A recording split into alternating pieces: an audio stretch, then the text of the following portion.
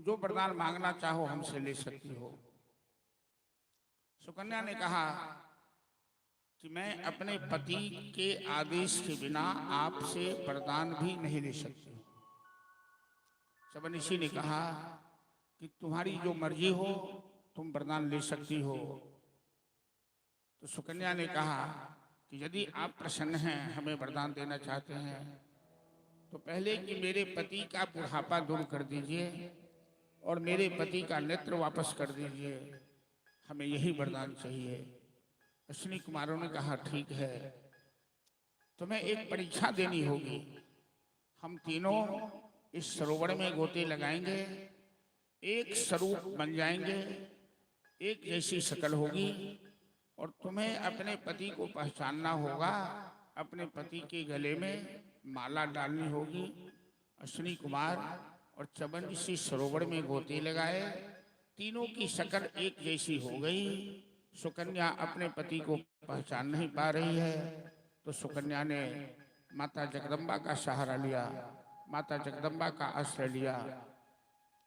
या देवी सर्वभूतेषु मातृरूपेण संस्थिता, नमस्तस्यै नमस्तस्यै नमस्तस्यै नमो नमः। या देवी सर्वभूतेषु शक्तिरूपेण संस्थिता, नमस्तस्यै नमस्तस्यै नमस्तस्यै नमो नमः। माता दुर्गा पतिव्रताओं में श्रेष्ठ है और जानकी ने भी गिरिजा की पूजा की थी। राम को वर रूप में पाने के लिए वरदायिनी है गिरिजा माता, तो आज सुकन्या माता गिरिजा का ध्यान कर रही है।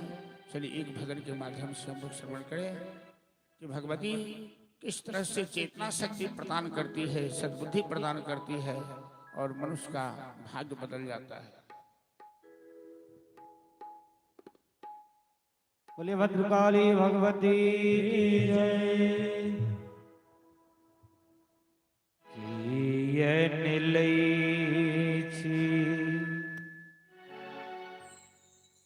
खबरिया है मैया, खबरिया है मैया,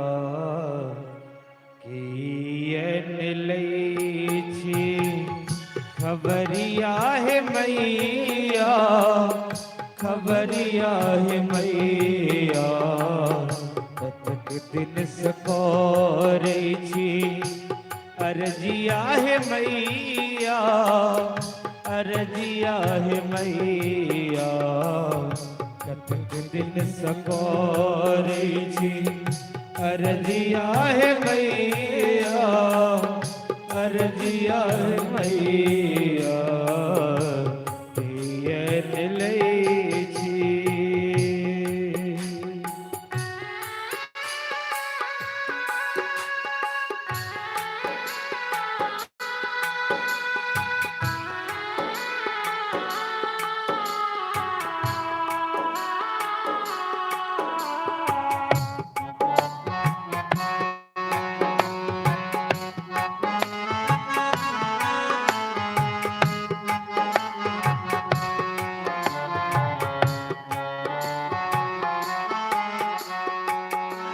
पति कमारल कत कत गेलिए, कत कत गेलिए, हारी था कि आके अंगना में लिए, अंगना में लिए, यने कोले छी, नजरिया है मैया, नजरिया है मैया, कतक दिन सकोरे छी, अर्जिया है मैया, अर्जिया है मैया, ये मिले छी।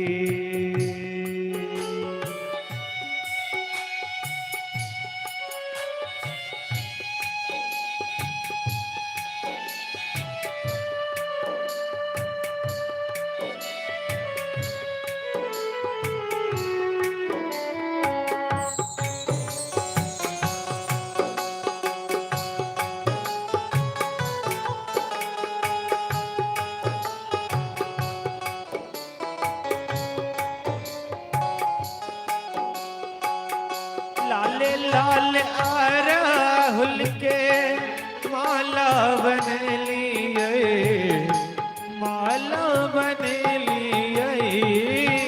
पूजा के थारी में सबटा सज लिए, सबटा सज लिए। लो के दुवरिया है मैया, दुवरिया है मैया। कतक दिन सकोरे छी, अरजिया है मैया, अरजिया है मैया। ये लई छी।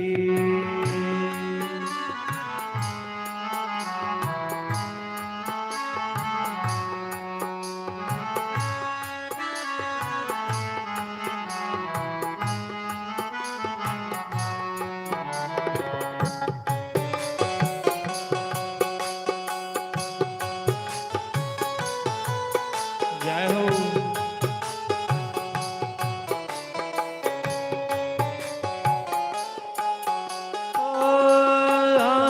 के अंगना में झाड़ू लगे भई, झाड़ू लगे भई। बेली चमेली सौसे सजे भई, सौसे सजे भई। राखो ने हमरा चकरिया है मैया, चकरिया है मैया। कतक दिन सकोरे छी, अरजिया है मैया, अरजिया है मैया। के लई छी, खबरिया है मैया, खबरिया है मैया। ये लई छी। जय जय श्री राधे।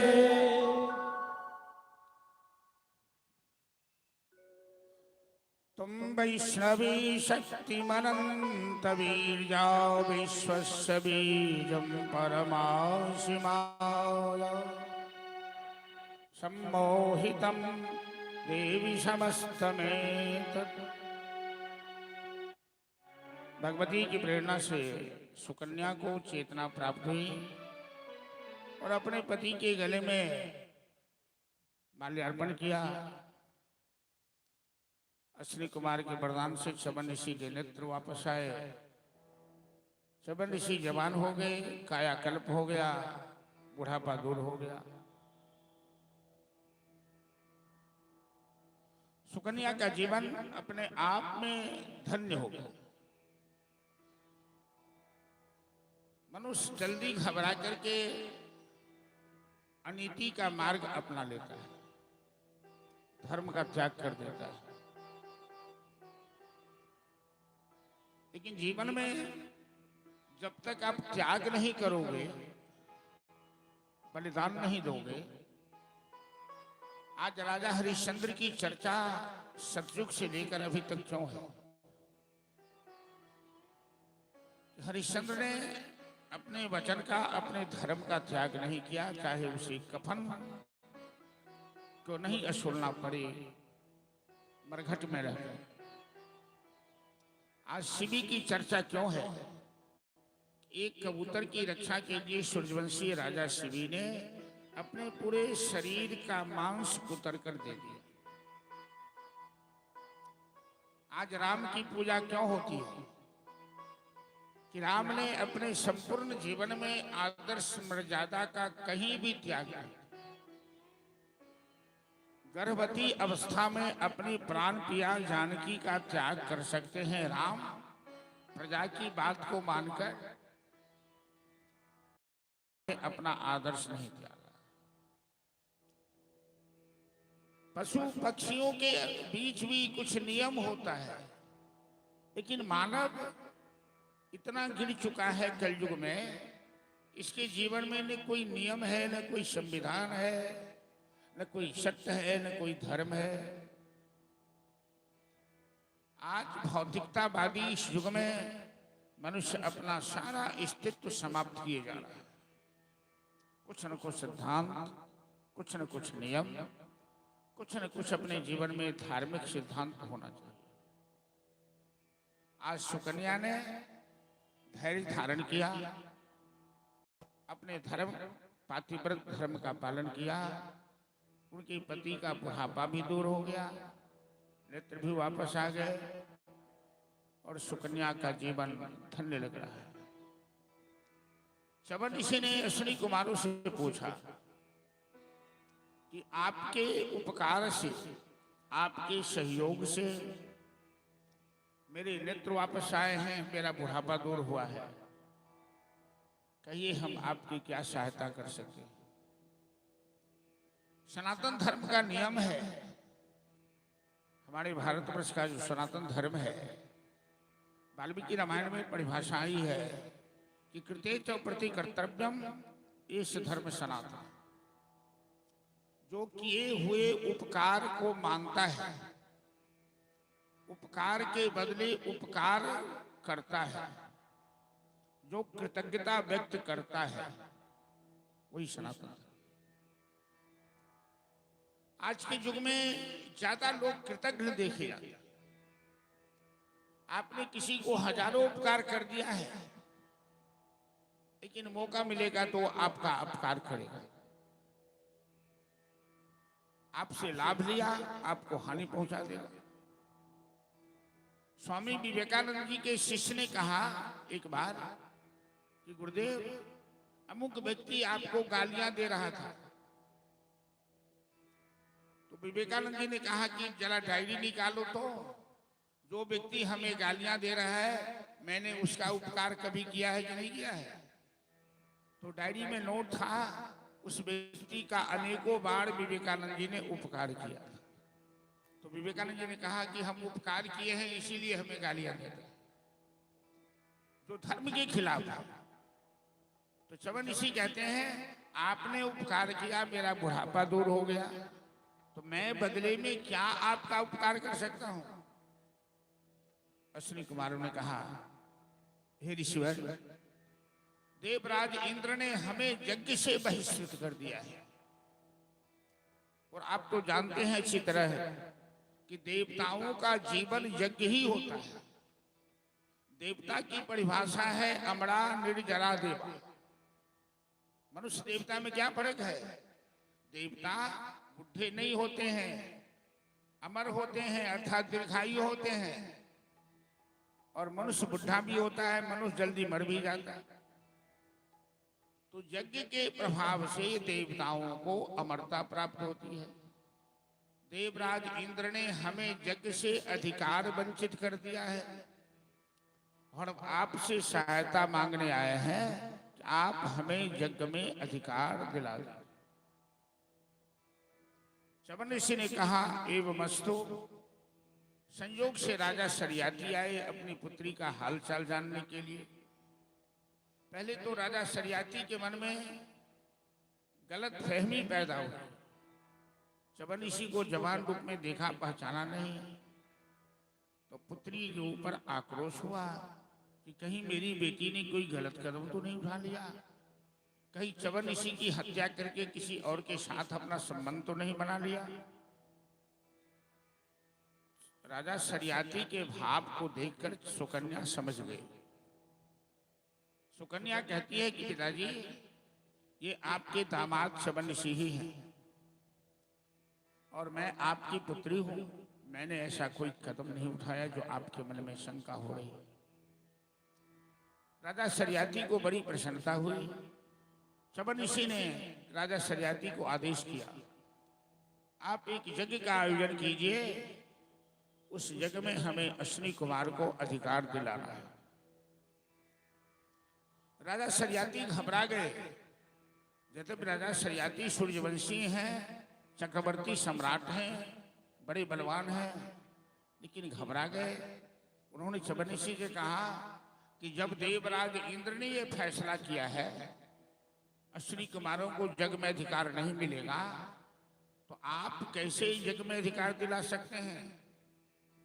और इन्हें जग में अधिकार दिलाने के लिए आपको देवताओं से सामना करना पड़ेगा, लड़ना पड़ेगा। शबर ऋषि ने कहा, महाराज ये चिंता आप हम पर छोड़ दीजिए, आप जग का आयोजन कीजिए। जग का आयोजन हुआ।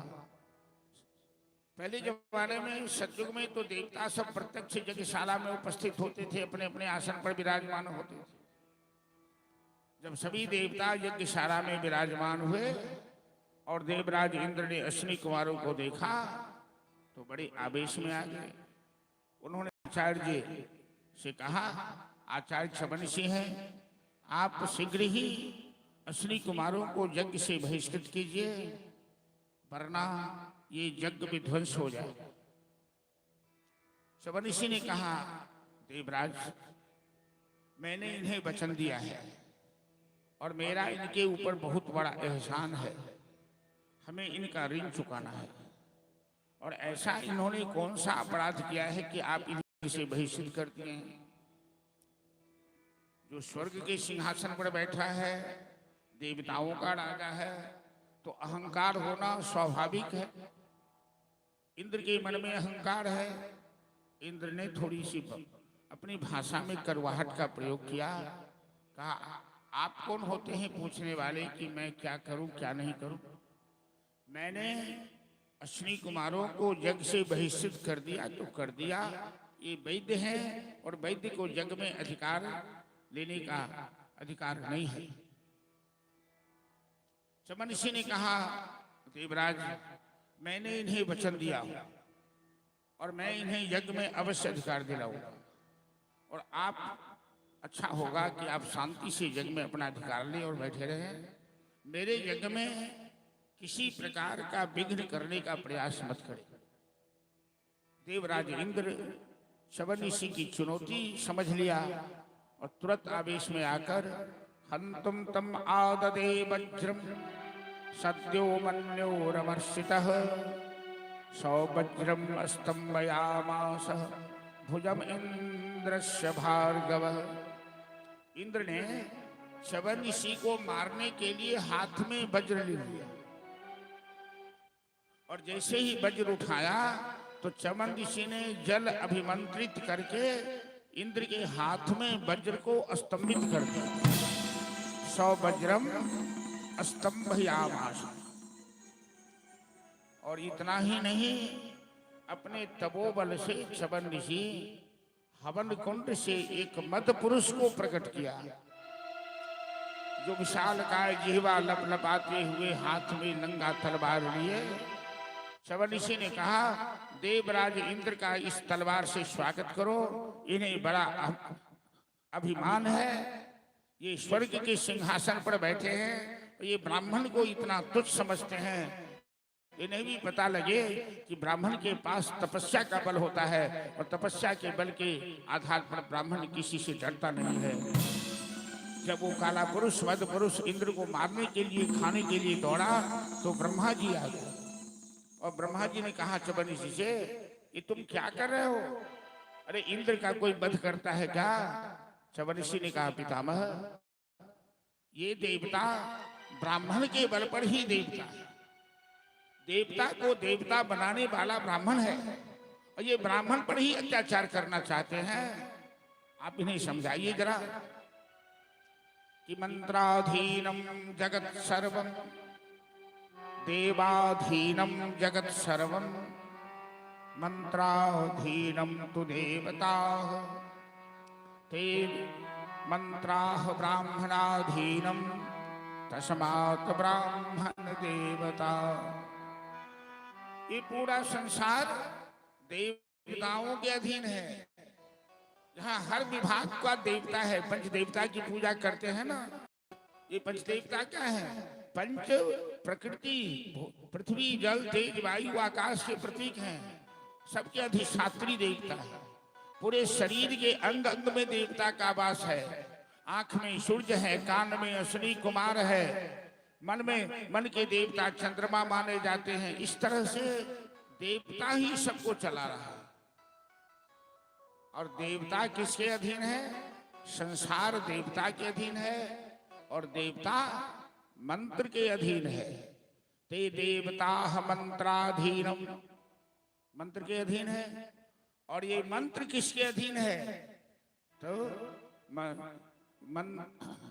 देवाधीनम जगत सर्वम मंत्राधीनम तु देवता ते मंत्रा ब्राह्मणाधीनम। ये मंत्र ब्राह्मण के अधीन है, तस्मात् ब्राह्मण देव। कि तप बल भी प्रसदा बरियारा, तिन कर गोपन को रखवारा। तप बल रजहि प्रपंच विधाता, तप बल विष्णु सकल जगदाता। तप बल शंभु करहि संहारा, तप ते अगमन कछु संसारा। तप बल भी प्रसदा बरियारा, तिन कर गोपन को रखवारा।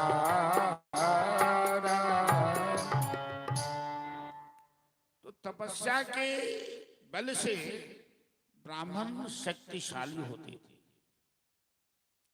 ब्राह्मण का आदर समाज में कोई कृपा करके नहीं करता था। ब्राह्मण में तपोबल था, इसलिए लोग आदर करते थे। आज ब्राह्मणों का अपमान क्यों हो रहा है? सारे संकट ब्राह्मणों पर क्यों आ रहा है? सारी राजनीतियां ब्राह्मण के विरोध में क्यों हो रही है?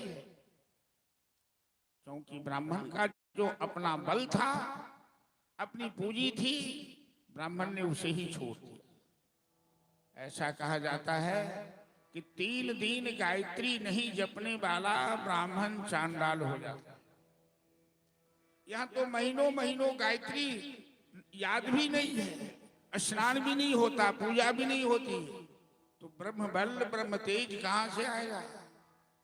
चवन ऋषि, एक लंगोटी वाला, एक फक्कर साधु अपने आसन पर बैठे बैठे सारे देव मंडल को चुनौती दे दिया और सारे देव मंडल को मंत्र के बल से बांध दिया और अश्विनी कुमार को यज्ञ में अधिकार दिलाया।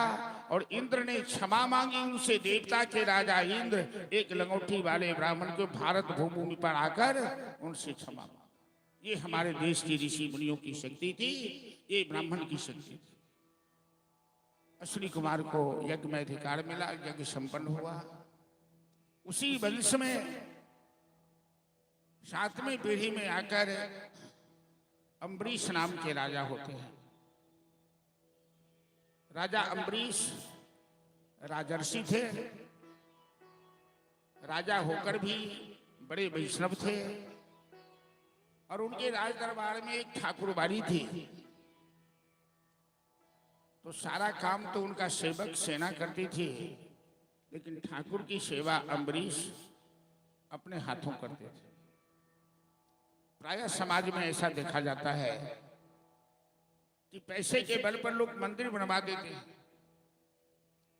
पैसे के बल पर मंदिर को खूब सजा देते हैं, मूर्तियां स्थापना कर देते हैं और भगवान की सेवा के लिए एक नौकर बहाल कर देते हैं। पुजारी नहीं, नौकर बहाल कर देते। अरे भगवान की दुनिया का काम नौकर से करवा लो चलेगा, लेकिन भगवान की सेवा में स्वयं नौकर बन जाओ, स्वयं सेवक बन जाओ। उनके लिए नौकर मत बाहर करो। बड़े बड़े राजे महाराजे भगवान के सामने उनकी सेवा में हमेशा तत्पर रहते थे, समर्पित रहते थे। अम्बरीश इतने बड़े भक्त थे, इतने बड़े वैष्णव थे कि ठाकुर जी ने, नारायण ने उनकी रक्षा के लिए चक्र सुदर्शन दे रखा था। एक बार एकादशी त्योहार आया, व्रत का दिन आया और अम्बरीश ने एकादशी व्रत किया। हमारे भागवत में, हमारे शास्त्रों में एकादशी व्रत की बड़ी महिमा है। और हमारे एक भक्त ने जो कुछ दिन पहले पितृपक्ष में भागवत करवाए थे, रामजी महाराज, रामजी अग्रवाल, उनकी धर्मपत्नी यहाँ विद्यमान है। उन्होंने कहा था कि महाराज जी थोड़ा भागवत मन से एकादशी महात्मा की चर्चा कीजिए। एकादशी शब्द का पहले अर्थ देखिए। एकादश मतलब 11 संख्या का, और शरीर में 5 ज्ञानेंद्रिय, 5 कर्मेंद्रियां हैं, 11वां मन है। तो तात्विक अर्थ इसका होता है कि अपनी कर्मेंद्रिय, ज्ञानेंद्रिय और मन सहित ये 11 इंद्रियां जिस समय भगवान के प्रति समर्पित हो जाए, भगवान को स्मरण करने लगे, वो एकादशी कहलाती है। उपवास का मतलब क्या होता है? स्वामी करपात्री जी महाराज वृंदावन में प्रवचन कर रहे थे, हम लोग विद्यार्थी थे उस समय, तो बड़ी अच्छी अच्छी गूढ़ बात कहते थे। उपवास का मतलब क्या होता है? उप समीपे जो वास, जीवात्मन परमात्मन, जीवात्मा और परमात्मा का नजदीकी वास जिस समय हो जाए उसे उपवास कहते हैं। अर्थात मैं ये कहना चाहता हूं कि व्रत के दिन लोगों को ज्यादा से ज्यादा परमात्मा के सानिध्य में रहना चाहिए, उनकी सेवा में रहना चाहिए, उनका भजन करना चाहिए, उनकी पूजा करनी चाहिए, उनकी चर्चा करनी चाहिए सत्संग के माध्यम से।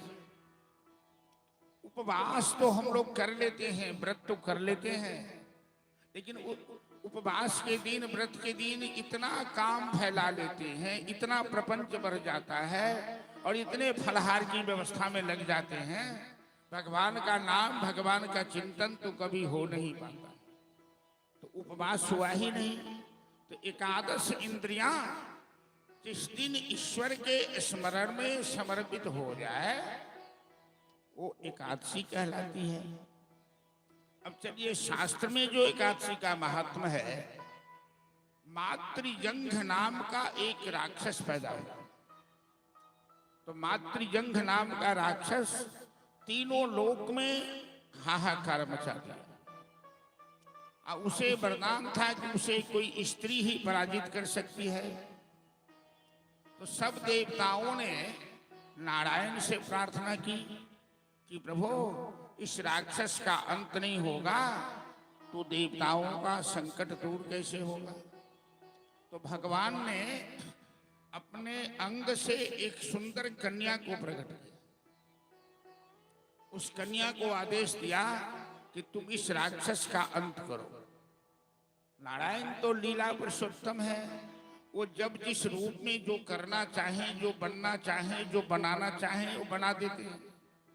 तो उनके अंग से उनकी शक्ति ही प्रकट हुई और उस कन्या ने उस मातृजंग राक्षस से भयंकर संग्राम किया वर्षों तक और उस राक्षस को पराजित किया, उस राक्षस का अंत किया। सभी देवताओं ने उनकी प्रशंसा की, उनकी पूजा की और नारायण प्रसन्न हो गए। और वो तिथि एकादशी की तिथि थी। तो भगवान ने कहा कि चलो तुम्हारा नाम हम एकादशी रखते हैं और आज तुमने देवताओं का संकट दूर किया है, इसीलिए हम तुम पर प्रसन्न हैं। और हम तुम्हें वरदान देते हैं कि आज के दिन जो व्रत रखेगा, जो हमें स्मरण करेगा, जो हमारी उपासना आराधना करेगा, उस पर मेरी विशेष कृपा होगी, विशेष कृपा का पात्र बनेगा। ये मूल है एकादशी व्रत के महात्मा का रूप। अतः एकादशी व्रत करना चाहिए और एकादशी के दिन भगवान से जुड़ा हुआ रहना चाहिए, क्योंकि नारायण की पुत्री का नाम ही एकादशी। भक्ति ही एकादशी का दूसरा स्वरूप है। तो भक्ति यदि आप करते हैं तब तो आपका व्रत सही है। यदि भक्ति नहीं करते तो केवल व्रत, अन्न न खाना और सह लेना, ये कोई औपचारिकता नहीं होती है। तो अम्बरीश महाराज एकादशी व्रत किए थे और दूसरे दिन द्वादशी थी, एकादशी व्रत का पारण था। कुछ लोग पूछते हैं कि एकादशी का उद्यापन होना चाहिए कि नहीं होना चाहिए। उद्यापन मतलब होता है उसकी पूर्णाहुति होनी चाहिए कि नहीं होनी चाहिए।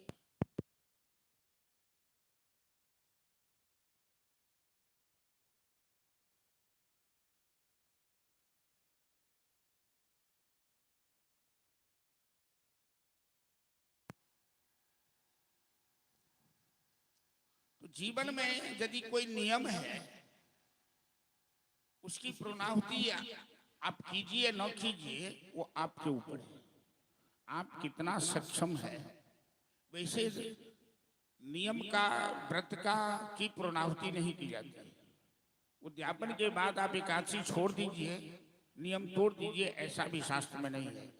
उद्यापन कर सकते हैं। उद्यापन में भगवान की पूजा होती है, शील सुशील दामोदर की पूजा होती है, अच्छी बात है। लेकिन उद्यापन के बाद एकादशी बंद हो जाती है, ऐसा भी नियम है। यदि आप उपवास करने में सक्षम नहीं है तो उद्यापन के बाद उपवास बंद कर सकते हैं या केवल रोटी खाकर रह सकते हैं। ये सब कुछ जीवन को चलाने के लिए नियम है। मुख्यतः धर्म पालन के लिए जीवन में एक ख्याल रखना चाहिए कि शरीर माध्यम खलु धर्म साधन। ध्यान से सुनिए माँ बहनों कि धर्म पालन करना चाहिए, लेकिन शरीर को देखते हुए आपका शरीर क्या करने में सक्षम है, क्योंकि शरीर ही धर्म का आधार है। शरीर से ही धर्म का पालन होगा। तो शरीर को सुरक्षित रखते हुए, शरीर की सुरक्षा करते हुए व्रत पालन करने में, नियम पालन करने में जितना आप सक्षम हो सके उतना कीजिए। वरना भागवत का एक सबसे बड़ा सिद्धांत है कि नियम सम जम नियम, जो भी कुछ करे अच्छी बात है, लेकिन अपने कन्हैया को हमेशा याद रखें, कन्हैया से हमेशा प्रेम बनाकर रखें, अपने राम जी से हम प्रेम बनाकर रखें, गोपी भाव अपने जीवन में हमेशा बनाकर रखें, रात दिन उसको उनको अपने ध्यान में रखें। यही सबसे बड़ा व्रत है, यही सबसे बड़ी एकादशी है और यही जीवन का सबसे बड़ा संयम है। तो संयोग से दुर्वासा ऋषि आए। दुर्वासा बड़े तपस्वी हैं, बड़े तेजस्वी ब्राह्मण हैं। तो अम्बरीश ने दुर्वासा को निमंत्रण दिया द्वादशी व्रत के दिन, एकादशी के व्रत का पालन के लिए, ब्राह्मण भोजन के लिए। दुर्वासा जी ने निमंत्रण स्वीकार कर लिया। कहे ठीक है, मैं जमुना स्नान करके आता हूँ तो भोजन करूँगा। जमुना स्नान करने गए दुर्वासा जी, वो संध्या बंदन के लिए थे जमुना के किनारे, तो उनकी समाधि लग गई। उन्हें समय का ख्याल ही नहीं रखा। और व्रत का नियम है कि एकादशी व्रत का पारण द्वादशी में हो जाना चाहिए। यदि द्वादशी उपरांत त्रयोदशी का प्रवेश है तब तो त्रयोदशी प्रवेश से पहले आप व्रत का पालन कर लीजिए। त्रयोदशी प्रवेश होने वाला है, दुर्वासा जी आए नहीं। निमंत्रित ब्राह्मण को बिना भोजन कराए पालन कैसे करें? अम्बरीश के सामने ये धर्म संकट आ गया। तो अम्बरीश ने कुछ विद्वानों से पूछा कि मैं क्या करूं, मेरा धर्म नष्ट होने जा रहा है, निमंत्रित ब्राह्मण भोजन नहीं किए। तो विद्वानों ने कहा कि ठाकुर जी को भोग लगाकर चरणामृत पान कर लीजिए तो आपकी व्रत की रक्षा हो जाएगी। फिर ब्राह्मण भोजन कराने के बाद आप भोजन कर लेना। जैसे ही अम्बरीश महाराज ने चरणामृत पान किया तब तक दुर्वासा जी वहां से दुर्वासा जी अंतर्जामी वो समझ गए कि अम्बरीश ने चरणामृत पान किया है बिना मुझे भोजन कराए। वो बड़े आवेश में आ गए और अपनी जटा से एक बाल खींचा, एक कृत्या को, एक राक्षसी को पैदा किया जो अम्बरीश को मारने के लिए दौड़ी। सुदर्शन महाराज वहीं नाच रहे थे। सुदर्शन महाराज उस कृत्या का वध किया और दुर्वासा जी के पीछे पड़ गए। अब दुर्वासा जी अपने प्राण बचाने के लिए वहां से भगे। तीनों लोक का चक्कर लगाने लगे। ब्रह्मा के पास गए, भगवान शिव के पास गए, कोई भी उनको अपनी शरण नहीं दिया, कोई उनको सहारा नहीं दिया।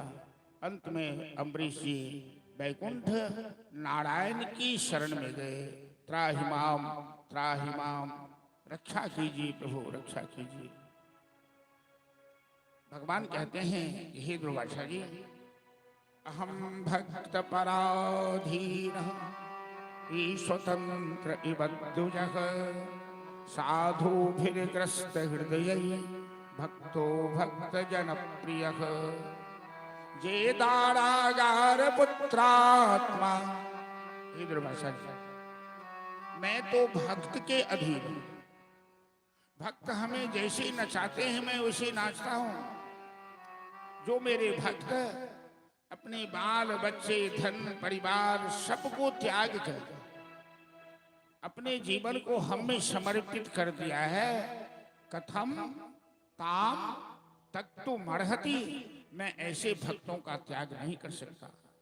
आपने मेरे भक्त का अपराध किया है और आपको मेरे भक्त ही क्षमा दे सकते हैं, हमें आपको क्षमा करने का अधिकार नहीं है। इस तरह से नारायण ने दुर्वासा जी को जवाब। इधर अम्बरीश जी, दुर्वासा जी जिधर भगे थे सुदर्शन से डरकर, उसी दिशा की ओर देख रहे हैं, आंख से आंसू बहाते हुए रो रहे हैं। अम्बरीश जी के मन में एक ही बात लग रही है कि मेरे कारण आज एक तपस्वी ब्राह्मण को कितना कष्ट उठाना पड़ रहा है, कितने संकट में पड़ गए। हे परमात्मा, यदि मैंने कोई व्रत किया है, यदि मैंने कोई पुण्य किया है, तो दुर्वासा जी को किसी प्रकार का कष्ट नहीं होना चाहिए।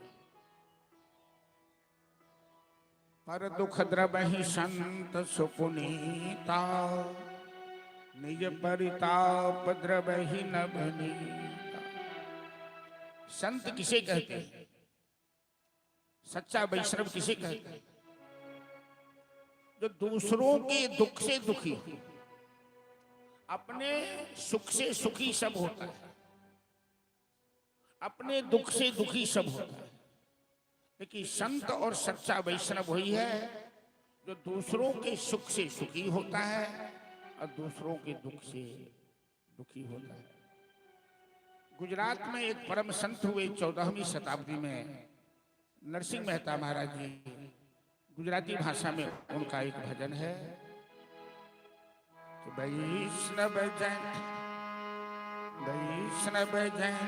तो तेने कही अज पीर पराई जाने रे।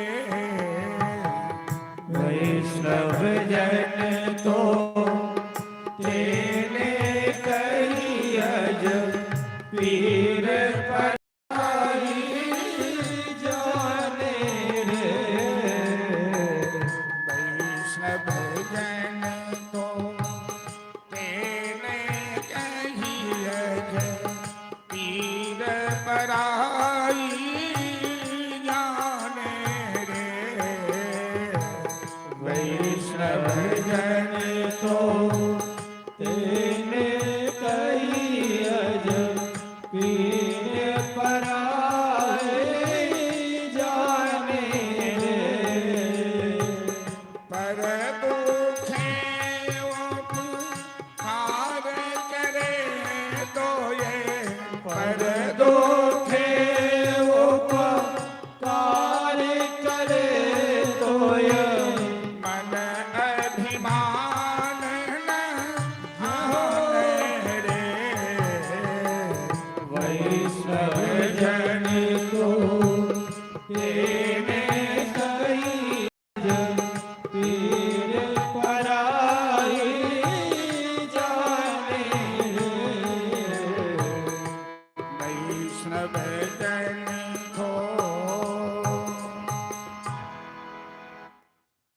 सच्चा वैष्णव वही है जो दूसरों के दुख से दुखी हो जाता है। भगवान का स्वभाव है अपना मान भले टल जाए, भक्त का मान न टलते देखा। आज नारायण ने दुर्वासा जी से कहा कि यदि तुम मेरा अपमान किया होता तो मैं तुम्हें क्षमा कर देता, लेकिन तुमने मेरे संत का, मेरे वैष्णव का, मेरे भक्त का अपमान किया। बड़ा सुंदर बिंदु जी का प्यारा सा पद है कि प्रबल प्रेम के पाले पर करे। विनीता जी भजन है क्या? है नहीं। प्रबल प्रेम के पाले पर करे, प्रभु जी को नियम बदलते देखा।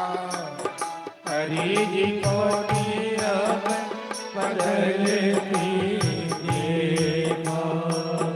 अपना मान भले टल जाए पर, अपना मान भले टल जाए पर, भक्त का मान न टलते देखा।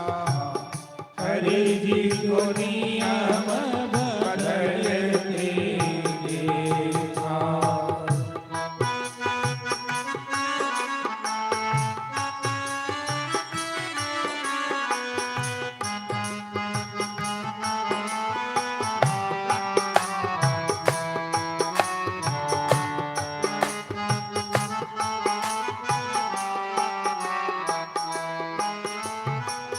जिनकी केवल कृपा दृष्टि से सकल जगत को पलते देखा। जिनकी केवल कृपा दृष्टि से सकल जगत को पलते देखा। उनको गोकुल के गोदस पर, उनको गोकुल के गोरस पर, सौ सौ बार मछल देखा। हरि जी को नियम बदलते देखा।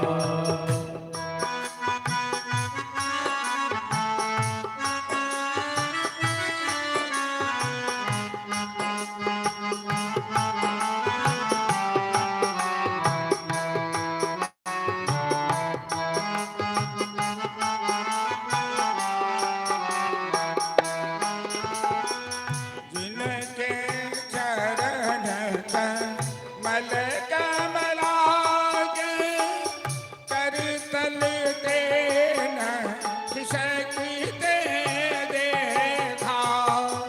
जिनके चरण कमल कमला के कर तल से निकलते देखा।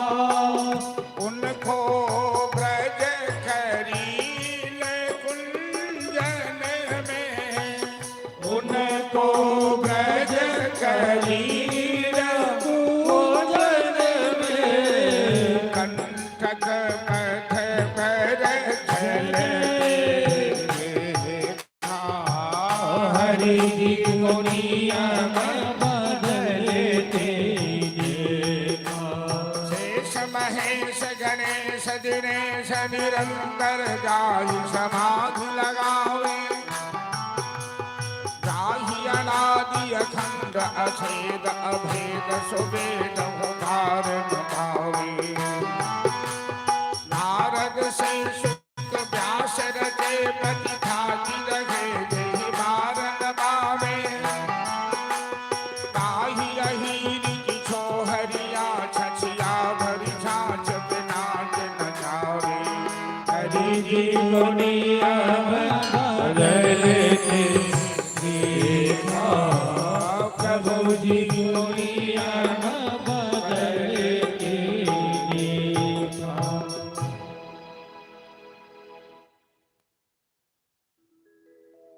तपस्या करना, सिद्धि प्राप्त करना अच्छी बात है,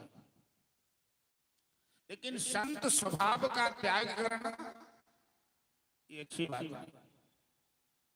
दुर्वासा जी ब्रह्मर्षि थे, दूब का रस पी के रहते थे, उनसे सब डरते थे, वो किसी को दंड दे सकते थे, लेकिन एक संत का, एक वैष्णव का अपमान किया दुर्वासा जी तो नारायण को सहन नहीं, क्योंकि भगवान का स्वभाव है अपना मान भले जाए, मेरे भक्त का मान नहीं जाना चाहिए। नौ में भक्त प्रणश्यति। अब दुर्वासा जी सीधे आए अम्बरीश के पास, अम्बरीश के चरण पे गिरने लगे, लेकिन अम्बरीश उठकर दुर्वासा जी का स्वागत किया, सुदर्शन देव से क्षमा मांगी, सुदर्शन देव शांत हो गए, दुर्वासा का चरण धोया, दुर्वासा को भोजन कराए, और फिर अम्बरीश ने अपना एकादशी व्रत तोड़कर भोजन किया अपना नियम। दुर्वासा जी अम्बरीश की प्रशंसा करते हुए मैं ये कहना चाहता हूं इस प्रसंग के माध्यम से कि भजन करना, व्रत करना, तप करना अच्छी बात है, लेकिन अहंकार यदि किसी में आ जाए, दो महिलाओं को झगड़ते हुए देखा मैंने अपने गांव में, संयोग से एकादशी का दिन था और दोनों महिला एकादशी व्रत कर रखी थी, और दोनों महिला एक दूसरे को एकादशी का नाम लेकर गाली दे रही है। मैं एकादशी की हूं तुझे पड़ जाएगा, तो वो कहती है मैं एकादशी की हूं तो तुझे पड़ जाएगा। वो कहती है कि मेरी एकादशी तेरी एकादशी से तगड़ी है, वो कहती है मेरी एकादशी तेरी एकादशी से तगड़ी है। बताइए ऐसी एकादशी किस काम की कि एकादशी एकादशी के बीच लड़ाई करवा दो। एकादशी कोई 10-20 है क्या? एकादशी तो एक ही है, वो नारायण की पुत्री है।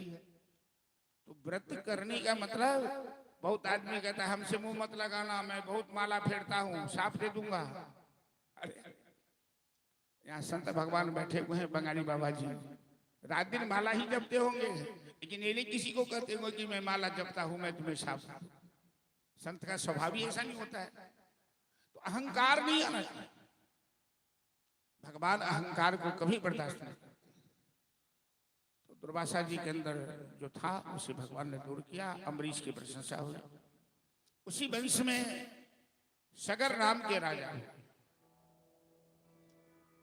तो 99 अश्वमेध यज्ञ राजा सगर कर चुके। 100 अश्वमेध यज्ञ करने वाला स्वर्ग का सिंहासन प्राप्त करता है, इंद्र बन जाता है। इंद्र का एक नाम है शतक क्रतु, क्रतु मतलब यज्ञ। 100 यज्ञ करने वाला इंद्र बनता है।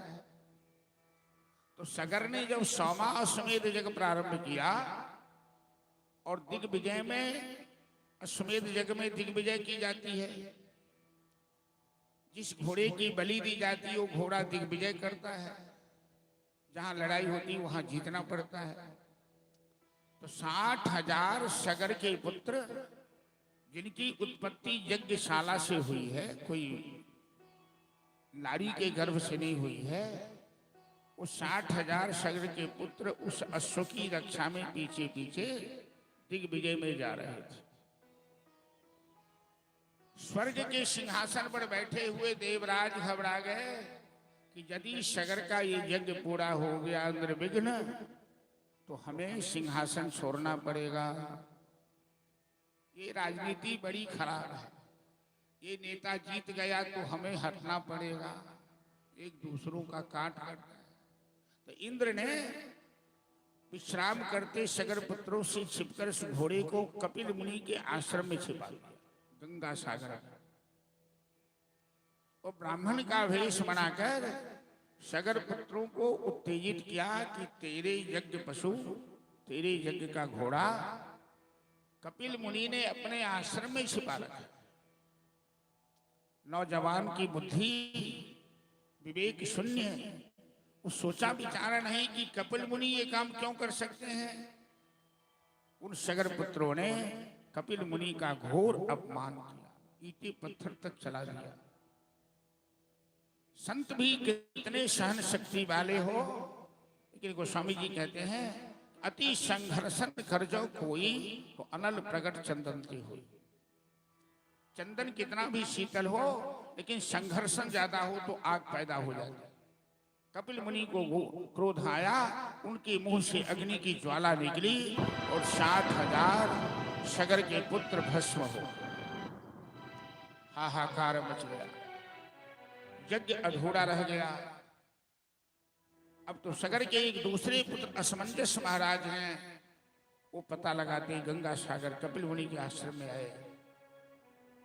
उन्होंने कपिल मुनि से प्रार्थना की विनम्रता के साथ, गुरुदेव मेरे पुत्रों ने, मेरे भाइयों ने आपका अपराध किया, आप हम दया कीजिए, मेरे पिता का यज्ञ अधूरा पड़ा हुआ है और ये 60,000 मेरे भाइयों की आत्मा भटक रही है अकाल मृत्यु होने के कारण।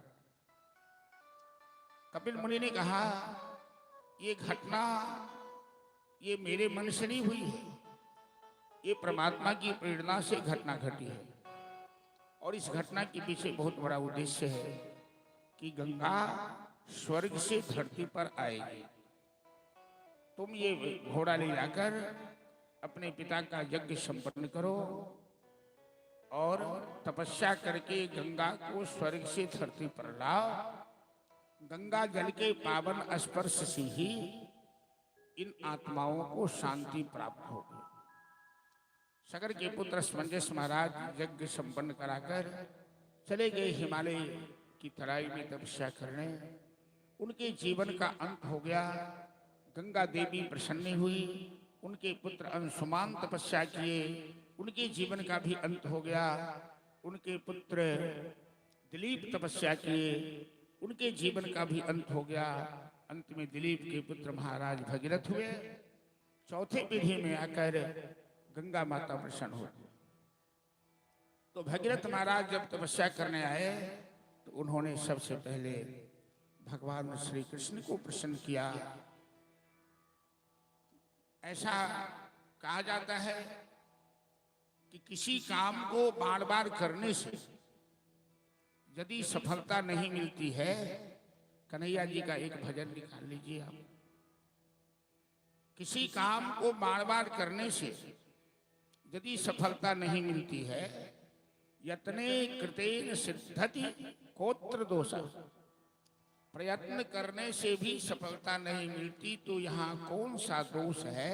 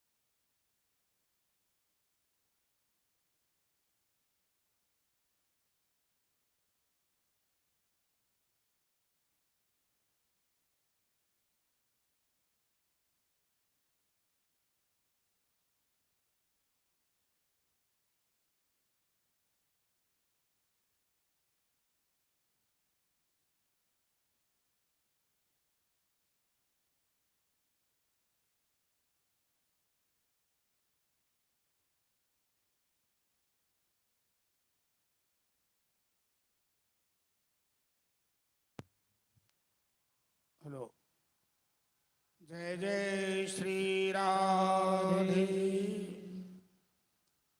तो यत्न करने से यदि सफलता नहीं मिलती तो क्या कमी है, उसका अनुसंधान होना चाहिए। तो भगीरथ महाराज ने सोचा कि 3-3 पीढ़ियां तपस्या करके जीवन का अंत कर दिया, तो पहले भगवान को प्रसन्न किया जाए और यदि भगवान प्रसन्न हो जाए तो गंगा देवी प्रसन्न हो जाएंगी। तो पहले भगीरथ ने भगवान कृष्ण की प्रार्थना की। चलिए हम लोग एक भजन श्रवण करते हैं पीड़िता जी से।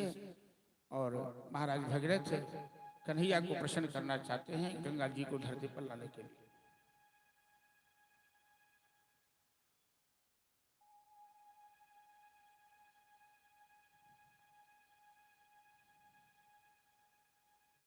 लो भक्त वत्सल भगवान की जहाँ विराजे राधे रानी,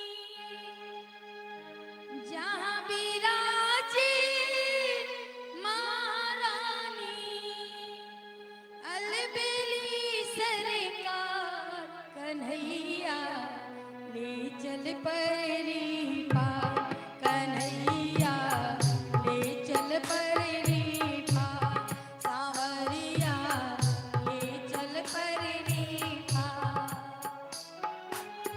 जहाँ विराजे राधे रानी, जहाँ विराजे राधे रानी, अलबेली सरकार कन्हैया ले चल परी पार, सांवरिया ले चल परी पार।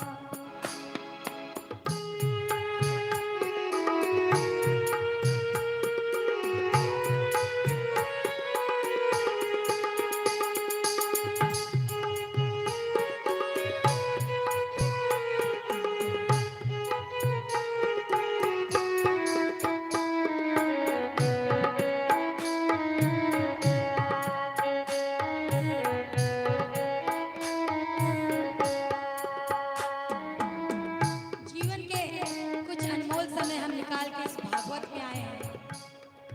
सभी कोई परमात्मा से प्रार्थना करेंगे।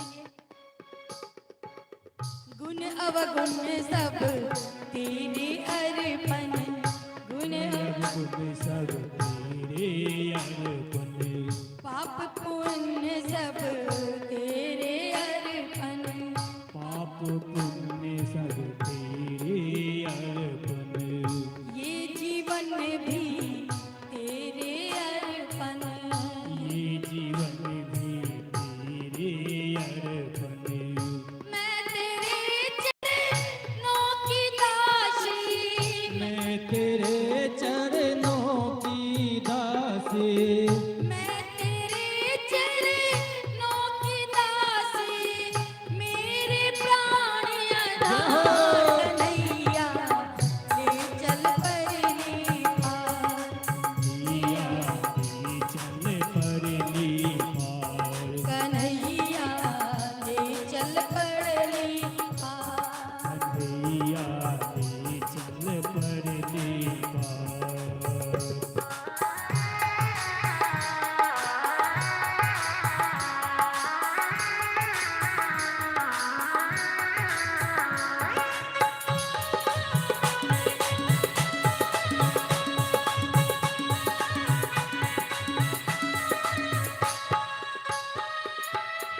तेरी आस लगा बैठी हूँ, तेरी आस लगा बैठी हूँ, अपना आप लुटा बैठी हूँ, अपना आप भुला बैठी हूँ, लज्जाशील गवा बैठी हूँ, लज्जाशील गवा बैठी हूँ, सांवरिया मैं तेरी रागनी, सांवरिया में तेरे दास ने, मेरा तू मल्हार जय हो। चल परी सांवरिया ले चल परली पार, सांवरिया चल परी सांवरिया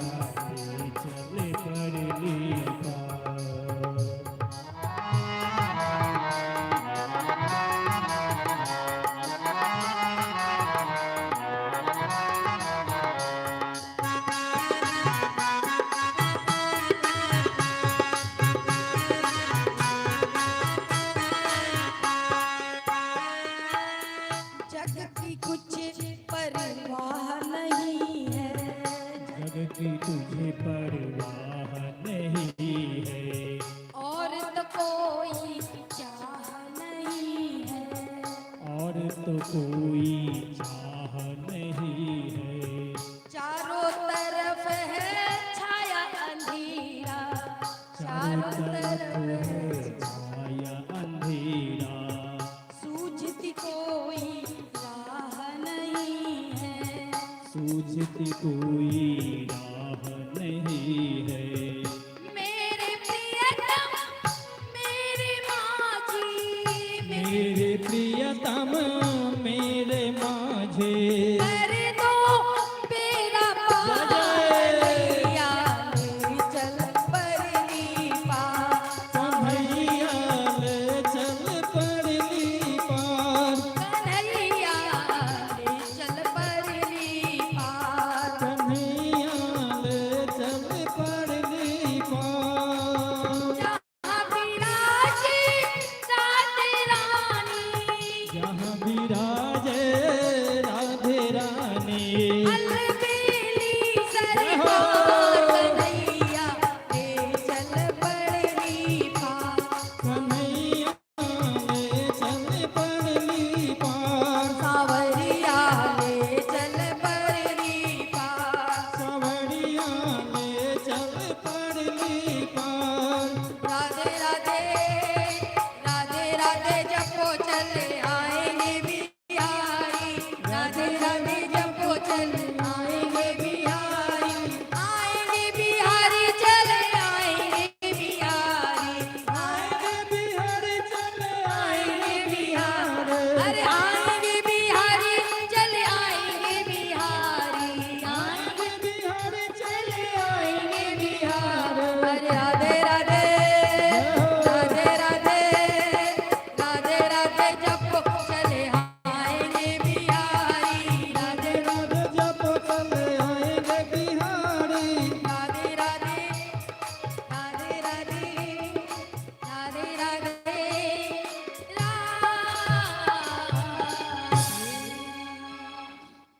जय जय श्री राधे।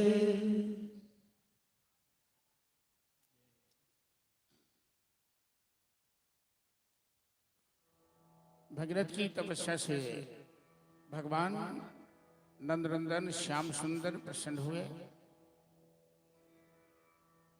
और उनके आदेश से गंगा माता भी प्रसन्न हुई। गंगा की उत्पत्ति की कथा देवी भागवत में भी है, अन्य पुराणों में भी है। देवी भागवत के अनुसार गंगा देवी राधा रानी के भय से भगवान के अंगूठे में छिप जाती है, और जब भगवान ने वामन रूप धारण किया तो एक चरण ब्रह्मलोक तक उनके गए, तो ब्रह्मा जी ने कमंडल में जल लेकर उनका चरण धोया, और गंगा भगवान के चरण से निकलकर ब्रह्मा के कमंडल, कवि विद्यापति का पद भी है, ब्रह्म कमंडल वासिनी गंगे, और देवताओं का कल्याण करने गंगा स्वर्गलोक में आई। आज भगीरथ की तपस्या से गंगा प्रसन्न हुई।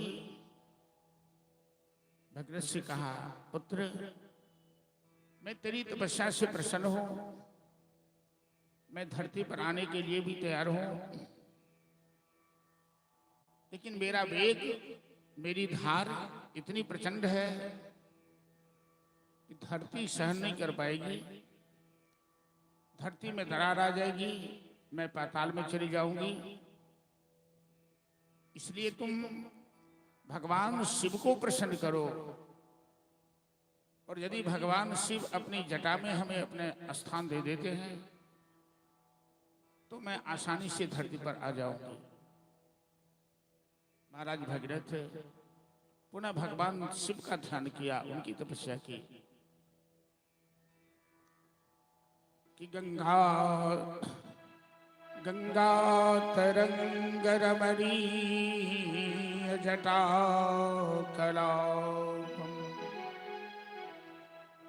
गौरी निरंतर विभूषित वाम भागम नारायण प्रिय मनंगमदापहारम वाराणसीपुरपतिं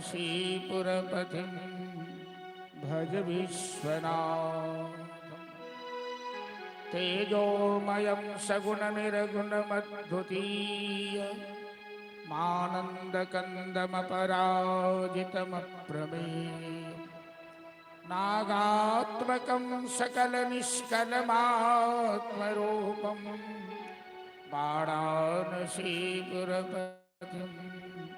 भज विश्वनाथ। आज तो उस भूत भावन भगवान शिव प्रसन्न हुए। भगवान शिव ने भगीरथ से कहा कि मैं गंगा को अपनी जटा में स्थान देने के लिए तैयार हूं। भगवान शिव जटा फैलाकर कैलाश शिखर पे खड़े हो गए और भगीरथ ने गंगा माता से प्रार्थना की।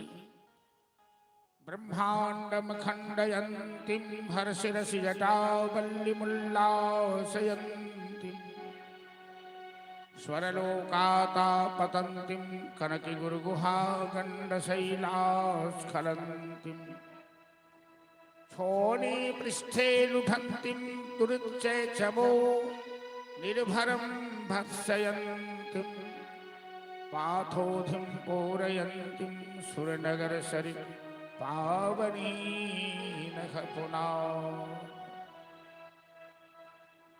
ब्रह्मा के कमंडल से स्वर्ग से शिव की जटा में गंगा समा गई और भगवान शिव ने अपनी जटा का इतना विस्तार किया कि गंगा देवी के अंदर जो अहंकार था कि शिव के मस्तक पर मैं जाकर बैठूं, जगदबंद जगदीश त्रिलोकी नाथ भूत भावन पतित पावन शरण शरण करुणा वरणालय भगवान शिव अपनी महिमा दिखाई। अब गंगा शिव की जटा से निकलेगी, उन्हें कोई रास्ता नहीं दिखाई देगा कि जटाटवी गलज्जल प्रवाह पावित स्थले गले बलम्ब लंबिता भुजंग तुंगमालिका डमट डमट डमट डमन्निनाद बड्डमरवयं चकार चंड तांडवं तनोतु नः शिवः शिवम् जटाकटाह संभ्रम भ्रमं विलिम्प नरझरी बिलोल वीक्षि वल्लरी विराजमान मूर्धनि धगत धगत धगत ज्वलल्ललाट पट्ट पावकी किशोर चंद्रशेखरे रति प्रतीक्षणम्। शिव की जटा रूपी जंगल में जटाटवी, अटवी मतलब जंगल होता, तो जटा रूपी अटवी में जंगल में गंगा उलझ गई। महीनों बीत गए। भगीरथ एक टांग पर खड़े हुए भोलेनाथ की ओर ध्यान लगाए हुए हैं। भगीरथ ने कहा, भोलेनाथ या सृष्टि षष्ठुराज्ञा विहित विधिहुतम या हविजा चहोत्री ये दे कालम विधत्तः श्रुति विषय गुणा या स्थिता व्याप्य विश्वम या बाहुः सर्वबीज प्रकृतिरितेया प्राणिनः प्राणवन्तः प्रत्यक्षाभिर्प्रपन्नस्तनुभृवतो अष्टाभिरष्टाभिरीश। भोलेनाथ, धरती पर वर्षों से अकाल पड़ा हुआ है। 60,000 मेरे पूर्वजों की आत्मा भटक रही है। लोग अन्न जल के लिए तरस रहे हैं। वर्षों से बारिश नहीं हो रही है। जब से सगर संतान की आत्मा भस्म हुई, अब जरा सोचिए, थोड़ी दिन से बारिश नहीं हो रही है तो क्या हाल है अभी समाज में। पेड़ पौधे सब झुलसने लगे हैं, लोग गर्मी से त्राही त्राही कर रहे हैं। भगीरथ कहते हैं, भोलेनाथ, गंगा माता को मुक्त कीजिए अपनी जटा से, ताकि धरती का संकट दूर हो जाए। भगीरथ की विनम्रता देकर भगवान शिव ने अपनी जटा का संवरण किया और गंगा भगवान शिव की जटा से निकलकर कैलाश पर्वत से नीचे गंगोत्री होती हुई हिमालय से नीचे भारत भूमि को स्पर्श किया।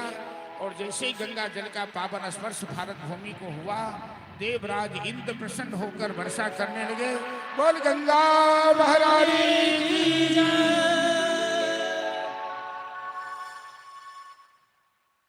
आगे आगे भगीरथ दौड़ते जा रहे हैं, पीछे पीछे गंगा की धारा बहती जा रही है। हिमालय से निकलकर गंगा ऋषिकेश हरिद्वार भारतवर्ष के 2 भागों में बांटती हुई गंगा सागर में जाकर समा गई, समुद्र में। और जहां गंगा सागर में कपिल ऋषि का आश्रम था, जहां 60,000 सगर संतान की आत्मा भस्म होकर जिनकी आत्मा भटक रही थी, गंगा जल के पावन स्पर्श से उनकी आत्माओं को शांति मिली,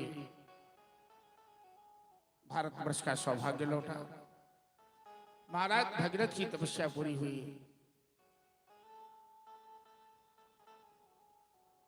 कहा जाता है कि जब तक मनुष्य अपने जीवन का बलिदान नहीं देता तब तक कोई बड़ा काम हो नहीं पाता है। 4 पीढ़ियां बलिदान दे चुकी है सूर्यवंश की गंगा को धरती पर लाने के लिए, तब आज गंगा हमारे देश में बह रही है। और भगीरथ के त्याग तपस्या परिणाम के बल गंगा आज भारतवर्ष के सौभाग्य को बढ़ा रही है। गंगा भारतवर्ष की पहचान है, गंगा भारतवर्ष की शान है, गंगा भारतवर्ष की मुस्कान है। हम भारतवासी दुनिया वालों के सामने बुलंदी के साथ छाती ठोक कर कहते हैं हम उस देश के वासी हैं जिस देश में गंगा बहती है। हम उस भारतवर्ष के रहने वाले हैं जिस देश में गंगा जमुना सरस्वती की पावन धारा बहती है। हम ऐसे हिंदुस्तान के रहने वाले हैं। भारत के लिए भगवान का एक वरदान है गंगा, सच पूछो तो इस देश की पहचान है गंगा। भारत के लिए भगवान का एक वरदान है गंगा, सच पूछो तो इस देश की पहचान है गंगा। भारत के लिए भगवान का एक वरदान है गंगा, सच पूछो तो इस देश की पहचान है गंगा। भारत के लिए भगवान का एक वरदान है गंगा, सच पूछो तो इस देश की पहचान है गंगा।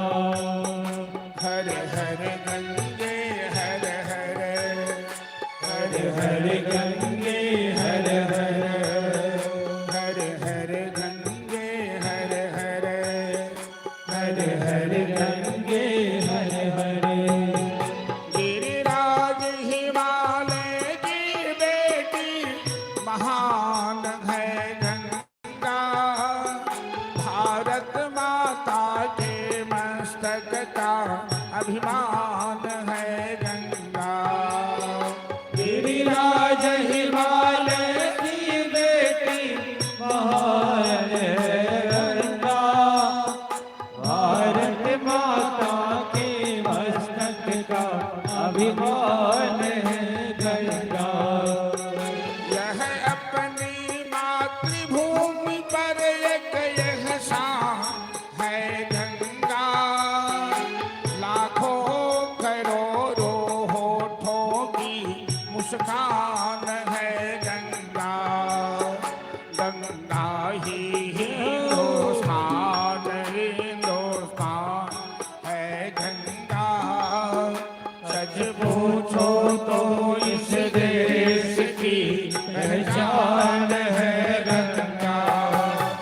भारत के लिए भगवान का एक वरदान है गंगा, सच पूछो तो इस देश की पहचान है गंगा। हर हर गंगे हर हर, हर हर गंगे हर हर। लाखों करोड़ों मंदिर हैं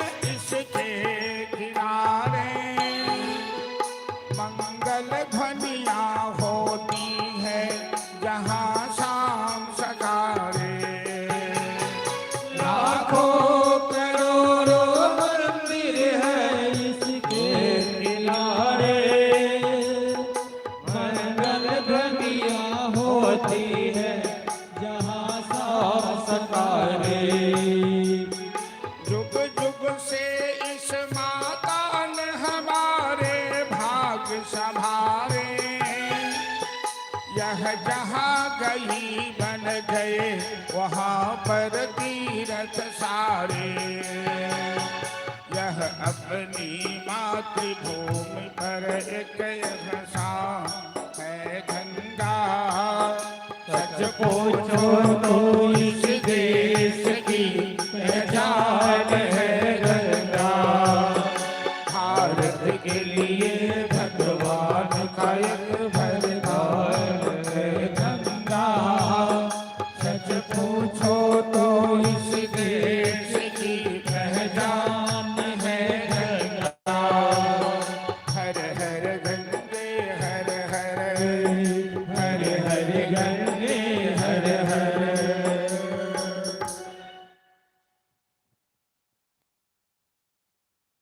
हमारे भारतवर्ष ने, हमारी भारत माता ने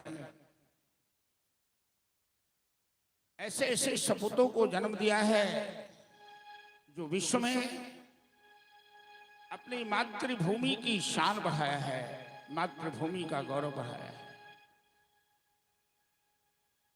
भारत जैसा देश विश्व में नहीं। ऐसे ही हम कहते हैं कि भारत महान है, भारत वस्तुतः महान है। आज भारत की शिक्षा, भारत की संस्कृति, भारत से संस्कार दुनिया के लोग प्राप्त करते हैं। दुख की बात तो यह है, एक समय था जब विश्व के लोग हमारे देश में शिक्षा प्राप्त करने आते थे। वो नालंदा विश्वविद्यालय में आते हों, वो तक्षशिला विश्वविद्यालय में आते हों, वो वाराणसी में शिक्षा प्राप्त करने आते हों, वे चीनी यात्री ह्वेन सांग हो, वे फाहियान हो, जो भी हो। लेकिन आज हम भारतवासी जैसे दीपक तले अंधेरा होता है, हमारे बच्चे यदि इंग्लैंड चले जाए पढ़ने, अमेरिका चले जाए पढ़ने, तो हम समाज के सामने सर उठाकर चलते हैं, मूंछ पर हाथ दे के कहते हैं मेरा परिवार एडवांस है, मेरा बच्चा अमेरिका में पढ़ता है, मेरा बच्चा इंग्लैंड में पढ़ता है। जरा राष्ट्रकवि मैथिली सेनगुप्त जी की कविता है भारत भारती कि शैशव दशा में देश प्राय जिस समय से व्याप्त था, निशेष विषयों में तभी हम प्रौढ़ता को प्राप्त थे। मानस भवन में आर्य जन जिनकी उतारे आरती, भगवान भारत वर्ष में गूंजे हमारी भारती। हो भद्र भावत भावनी वाणी मेरी है भगवते, सीतापते सीतापते गीतामते गीतामते। दुनिया के लोग बच्चे थे, दुनिया के लोग असभ्य थे, दुनिया के लोग कपड़े पहनना नहीं जानते थे। तब हमारे देश के ऋषि मुनियों ने वेद शास्त्र उपनिषद ज्ञान विज्ञान की रचना करके दुनिया को जीने के लिए मार्गदर्शन दिया है, दुनिया को जीने की कला सिखलाई है।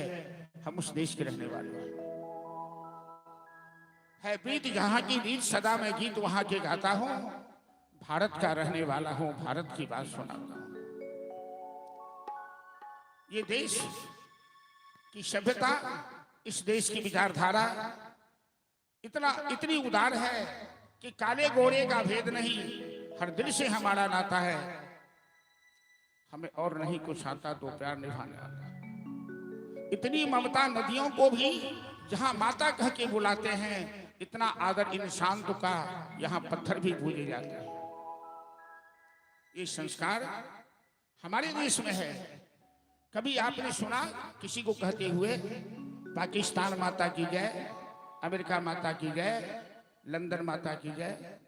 लेकिन हम भारतवासी गौरव के साथ कहते हैं भारत माता की जय। हमारे देश में जननी और जन्मभूमि दोनों का सबसे ज्यादा महत्व है। देवता भी स्वर्ग में गान करते हैं, गायन्ति देवता गीत गानी धन्यास्तुते भारत भूमि भावा। स्वर्ग लोक के देवता भी लालायित है भारत में जन्म लेने के लिए। भारतवासी धन्य है। लेकिन दुख की बात है कि आज हम भारतवासी अपने देश से अपरिचित हैं, अपने देश की सभ्यता संस्कृति, अपनी राष्ट्रीयता से अपरिचित हैं।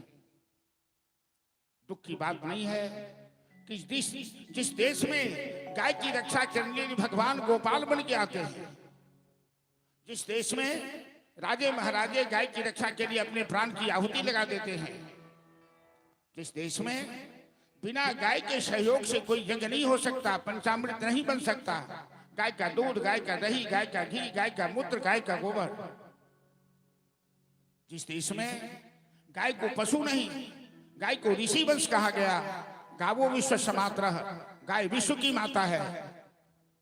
हमारे ऋषि मुनियों ने गाय की पूजा की, गाय को माता कहा। आज भी हम गाय की पूजा करते हैं, लेकिन दुर्भाग्य की बात है कि लाखों गायें हमारे देश में कटती है। हमारे देश में गाय की दुर्दशा है और गौ माता बार बार पुकार कर कहती है कि भारत में फिर से आ जाना बलिराम कन्हैया, देखो इस देश में रोती है तेरी गैया। कन्हैया फिर से गाय की रक्षा करने के लिए, बंसी बजाने के लिए इस देश में आ जाओ। हमारे देश के सपूतों ने, हमारे देश के ऋषि मुनियों ने, हमारे देश के महापुरुषों ने अपना रक्त देकर, अपना त्याग करके, अपना बलिदान देकर इस देश को सींचा है, इस देश का नाम रोशन किया है, इस देश का महत्व बढ़ाया है, इस देश की गरिमा बढ़ाई है।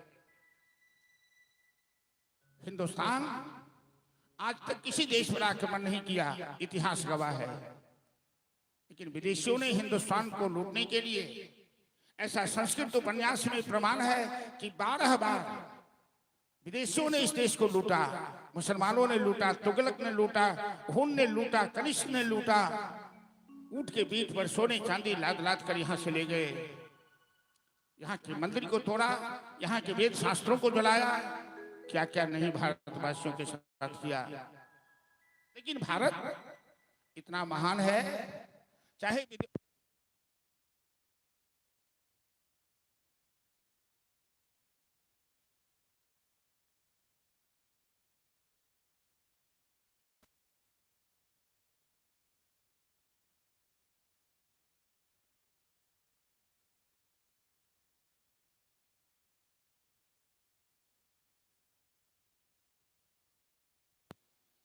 हेलो,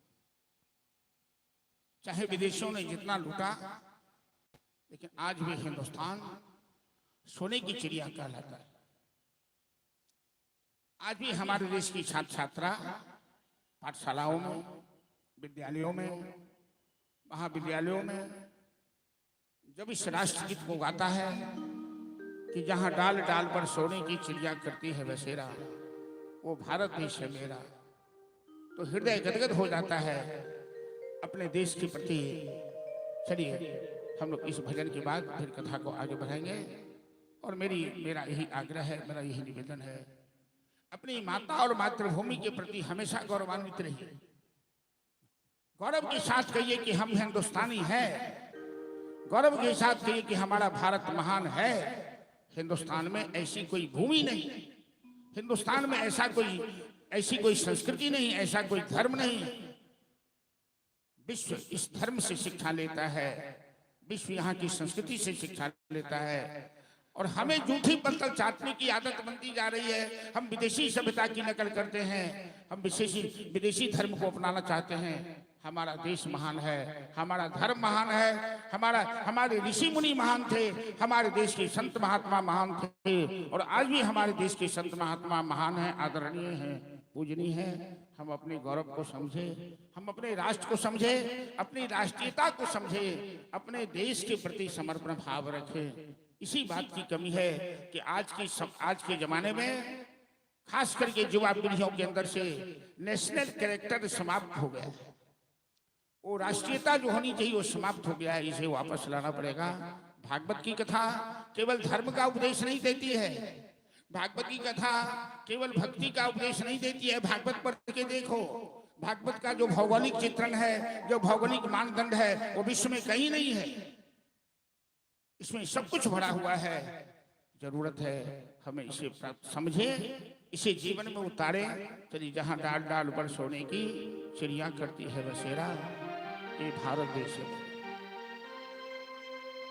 गुरुर्ब्रह्मा गुरुर्विष्णु गुरुर्देवो महेश्वरा गुरुर्साक्षात् परम तस्मै श्री गुरुवे नमः। बोले भारत माता की जय। यह डाल डाल पर सोने की चिड़िया करती है बसेरा, वो भारत देश है मेरा, वो भारत देश है मेरा। डाल डाल पर सोने की चिड़िया करती है बसेरा, वो भारत देश है मेरा, वो भारत देश है मेरा। यह सत्य अहिंसा और धर्म का पग पग लगता डेरा, वो भारत देश है मेरा, वो भारत देश है मेरा। यह सत्य अहिंसा और धर्म का पग पग लगता डेरा, वो भारत देश है मेरा, वो भारत देश है मेरा।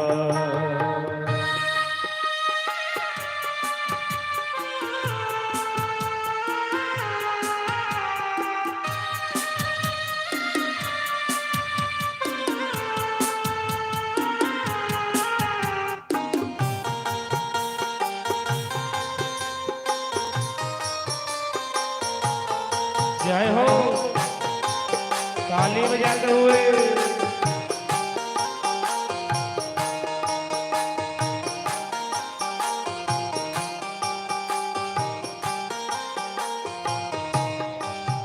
ये धरती वो जहाँ ऋषि मुनि जपते प्रभु नाम की माला, हरिओम हरिओम हरिओम हरिओम।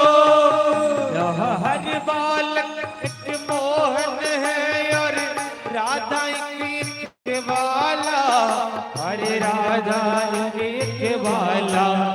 जहाँ सूरज सबसे पहले आकर डाल अपना डेरा, वो भारत देश है मेरा, वो भारत देश है मेरा।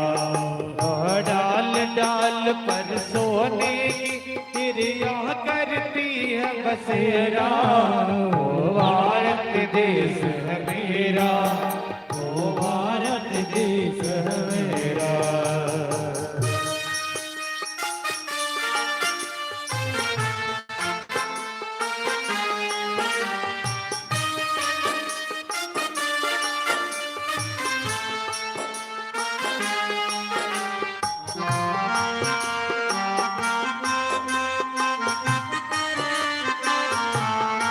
जय हो।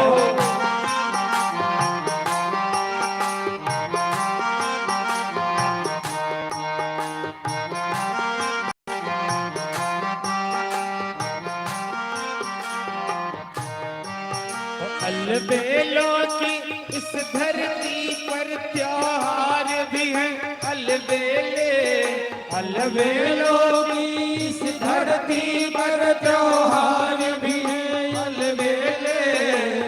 कहीं दिवाली की जगमग, कहीं होली के हैं मेले, कहीं दिवाली की जगमग, कहीं होली के हैं मेले, कहीं होली के हैं मेले। हरा के रंग और हंसी खुशी का चार और बसेरा, वो भारत देश है मेरा, वो भारत देश है मेरा। डाल डाल पर सोने की चिड़िया करती है बसेरा, वो भारत देश है मेरा, वो भारत देश है मेरा।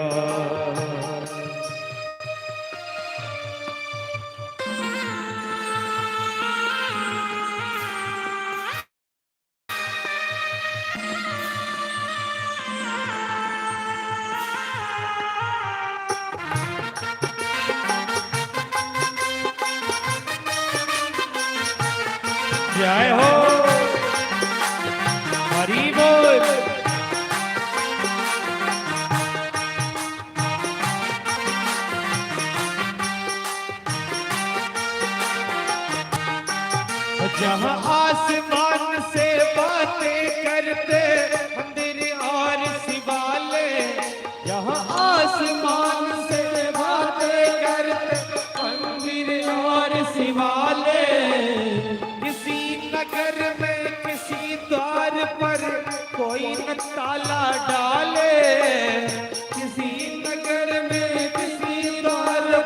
कोई न ताला डाले, कोई न ताला डाले।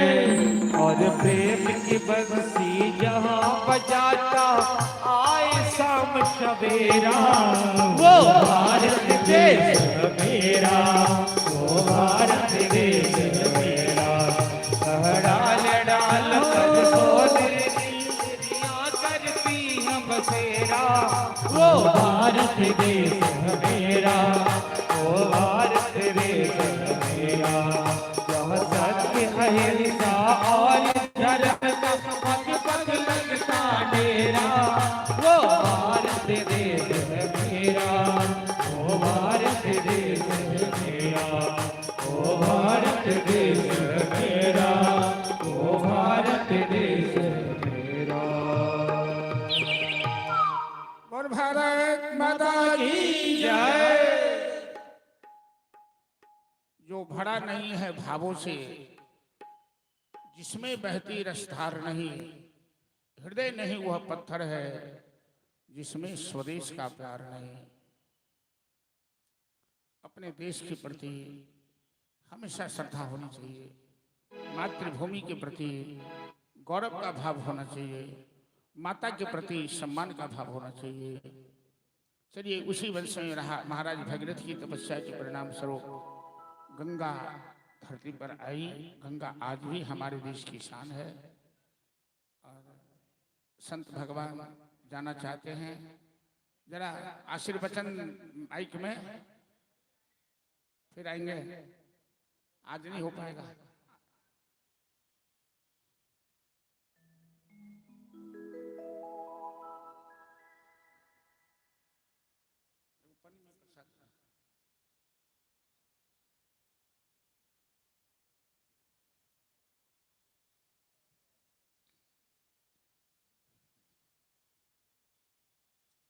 फिर दर्शन देने की कृपा करेंगे संत भगवान।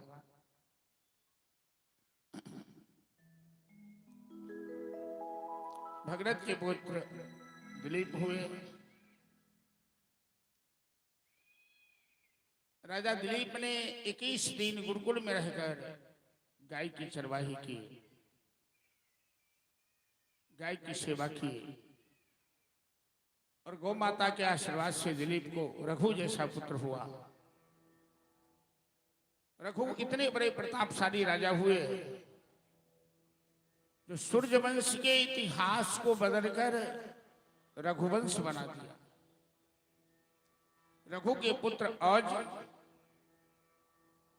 और अज के पुत्र दशरथ हुए। जिन दशरथ के पुत्र के रूप में मर्यादा पुरुषोत्तम प्रभु राम ने अवतार लिया सूर्यवंश में। महाराज दशरथ के 60,000 वर्ष बीत गए, कोई पुत्र नहीं था। न ही वो अपने जीवन में पुत्र की आवश्यकता समझते थे। अयोध्या की प्रजा उनसे इतना प्रेम करती थी, ये अयोध्या की प्रजा से इतना प्रेम करते थे कि सारी प्रजा को अपनी संतान मानती थी। एक दिन उनके जीवन में एक घटना घटी। दशरथ जी ने एक मृग का शिकार के लिए पीछा किया और मृग ने अपना प्राण बचाने के लिए तालाब में छलांग लगा दिया। जब जब वो पानी से ऊपर होना चाहता, दशरथ जी निशाना बनाते हैं। बहुत देर के बाद दशरथ जी ने कहा उस मृगा से कि पानी में डूबकर मरोगे, उससे अच्छा मेरे हाथ से मर जाओ, तुम्हारा कल्याण हो जाएगा। तो मृगा ने कहा महाराज, ये बात मैं जानता हूं कि शिकार करके मारा जाऊंगा तो मेरा कल्याण हो जाएगा, लेकिन आप पुत्रहीन हैं और आपके हाथ से मरने से मुझे नरक में जगह नहीं मिलेगी। ये बातें दशरथ जी के हृदय को चुभ गई। वो धनुष्वान लेकर वापस चले आए। गुरुकुल में गए वशिष्ठ जी के पास। वशिष्ठ जी बड़े सामर्थ्यवान, बड़े ज्ञानी गुरु हैं। शरण पकड़ के रोने लगे। दशरथ जी ने कहा, गुरुदेव आप जैसे सामर्थ्यवान गुरु के रहते हुए मैं समाज के अंदर ताने बाने सुनता रहूं? क्या मेरे भाग्य में पुत्र नहीं लिखा है? वशिष्ठ जी ने ध्यान लगाकर देखा कि धरहु धीर होए हैं सुतचारी, विश्व विदित त्रिभुवन हितकार। ए महाराज, धैर्य रखो। तुम्हें एक दो नहीं 4-4 पुत्र होने वाले हैं, और ऐसे पुत्र कि विश्व में अपना कीर्तिमान स्थापित करेगा। तुम्हें एक यज्ञ करना होगा। गुरु वशिष्ठ की अध्यक्षता में सिंगी ऋषि को बुलाकर पुत्रष्टि यज्ञ किया गया। अग्निदेव स्वयं प्रकट होकर स्वर्ण पात्र में खीर प्रसाद दिए, और महाराज दशरथ ने तीनों रानियों के बीच इस प्रसाद को बांटा। उस प्रसाद के प्रभाव से इनके घर चैतमास मधुमास विलासा, अवधपुरी अघचरित प्रकाश, मध्य दिवस अति शीतन घामा, अखिल लोकदायक विश्राम। श्रीमद् भागवत के अंदर मात्र 3 अध्यायों में राम कथा कही गई है संक्षिप्त में, क्योंकि मुख्य रूप से यहाँ नंदनंदन श्याम सुंदर की कथा हो रही है। तो हम लोग संक्षिप्त में ही राम कथा में चल रहे हैं, क्योंकि राम कथा तो अलग से ही 9 दिन की कथा होती है। और इस पावन धरातल पर, इस मंदिर पर मैंने राम कथा के रूप में भी सेवा दे चुका हूं, मैं सेवा कर चुका हूं। चैत मास मध्य दिवस 12 बजे दिन सूर्य वंश में नौमी तिथि के दिन तीनों रानियां के गर्भ से, कौशल्या के गर्भ से राम, सुमित्रा के गर्भ से लक्ष्मण, कैकेयी के गर्भ से भरत शत्रुघ्न का जन्म होता है। और पूरी अयोध्या में उत्सव मनाया जाता है राम जन्म के अवसर पर। जहां उदासी छाई हुई थी, पूरी अयोध्या की प्रजा के मन में एक ही लालसा थी कि महाराज दशरथ के घर कुल दीपक का कब जन्म हो। आज राम जी के जन्म अवसर पर अयोध्या में जन्म महोत्सव मनाया गया। और हम लोग कल यहाँ भगवान कृष्ण का जन्म महोत्सव, झांकी तो नहीं लेकिन उनके जन्म की कथा के माध्यम से कल भगवान कृष्ण का जन्म महोत्सव भी मनाएंगे, चॉकलेट बतासे भी लूटेंगे, और कल बधैया का कार्यक्रम भी होगा। कल कलाकारों को पुरस्कार भी दिया जाता है बधैया के अवसर पर। कल भगवान कृष्ण का जन्म महोत्सव मनाएंगे। और आज राम जी के जन्म पर एक हम लोग बधैया का भजन प्रस्तुत करते हैं। कल कथा में विलंब हो गया था, आज ज्यादा विलंब नहीं करेंगे, आज समय से कथा संपन्न करेंगे। कल कुछ ज्यादा ही विलंब होगा, बलि वामन प्रसंग की कथा के माध्यम से लेट हो गया था। तो चलिए राम जन्म के अवसर पर एक राम जी का की बधैया, और फिर चलेंगे राम जी की कथा को आगे बढ़ाते हैं। सब आदमी तालियां बजाकर बधैया में साथ देंगे। बोले रामलला सरकार की जय। प्रकटे हैं चारों भैया, अवध में बाजे बधैया। प्रकटे हैं चारों भैया, अवध में बाजे बधैया। प्रकटे हैं चारों भैया, अवध में बाजे बधैया। प्रकटे हैं चारों भैया, अवध में बाजे बधैया। बाजे बधैया, ओ बाजे बधैया, बाजे बधैया, हो बाजे बधैया। बाजे बधैया, ओ बाजे बधैया, बाजे बधैया, हो बाजे बधैया। प्रकटे हैं चारों भैया, अवध में बाजे बधैया। प्रकटे हैं चारों भैया, अवध में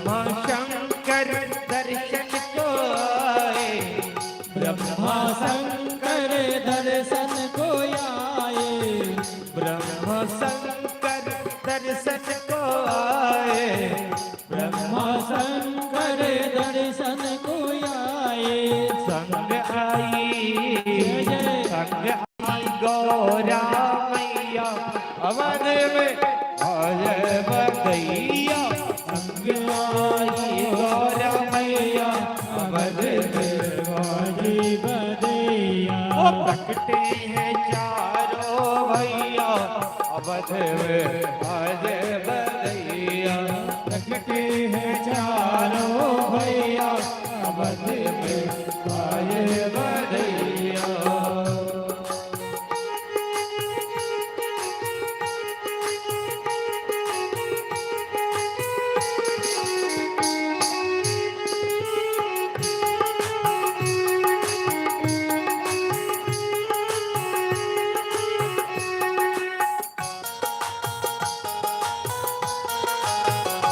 जय हो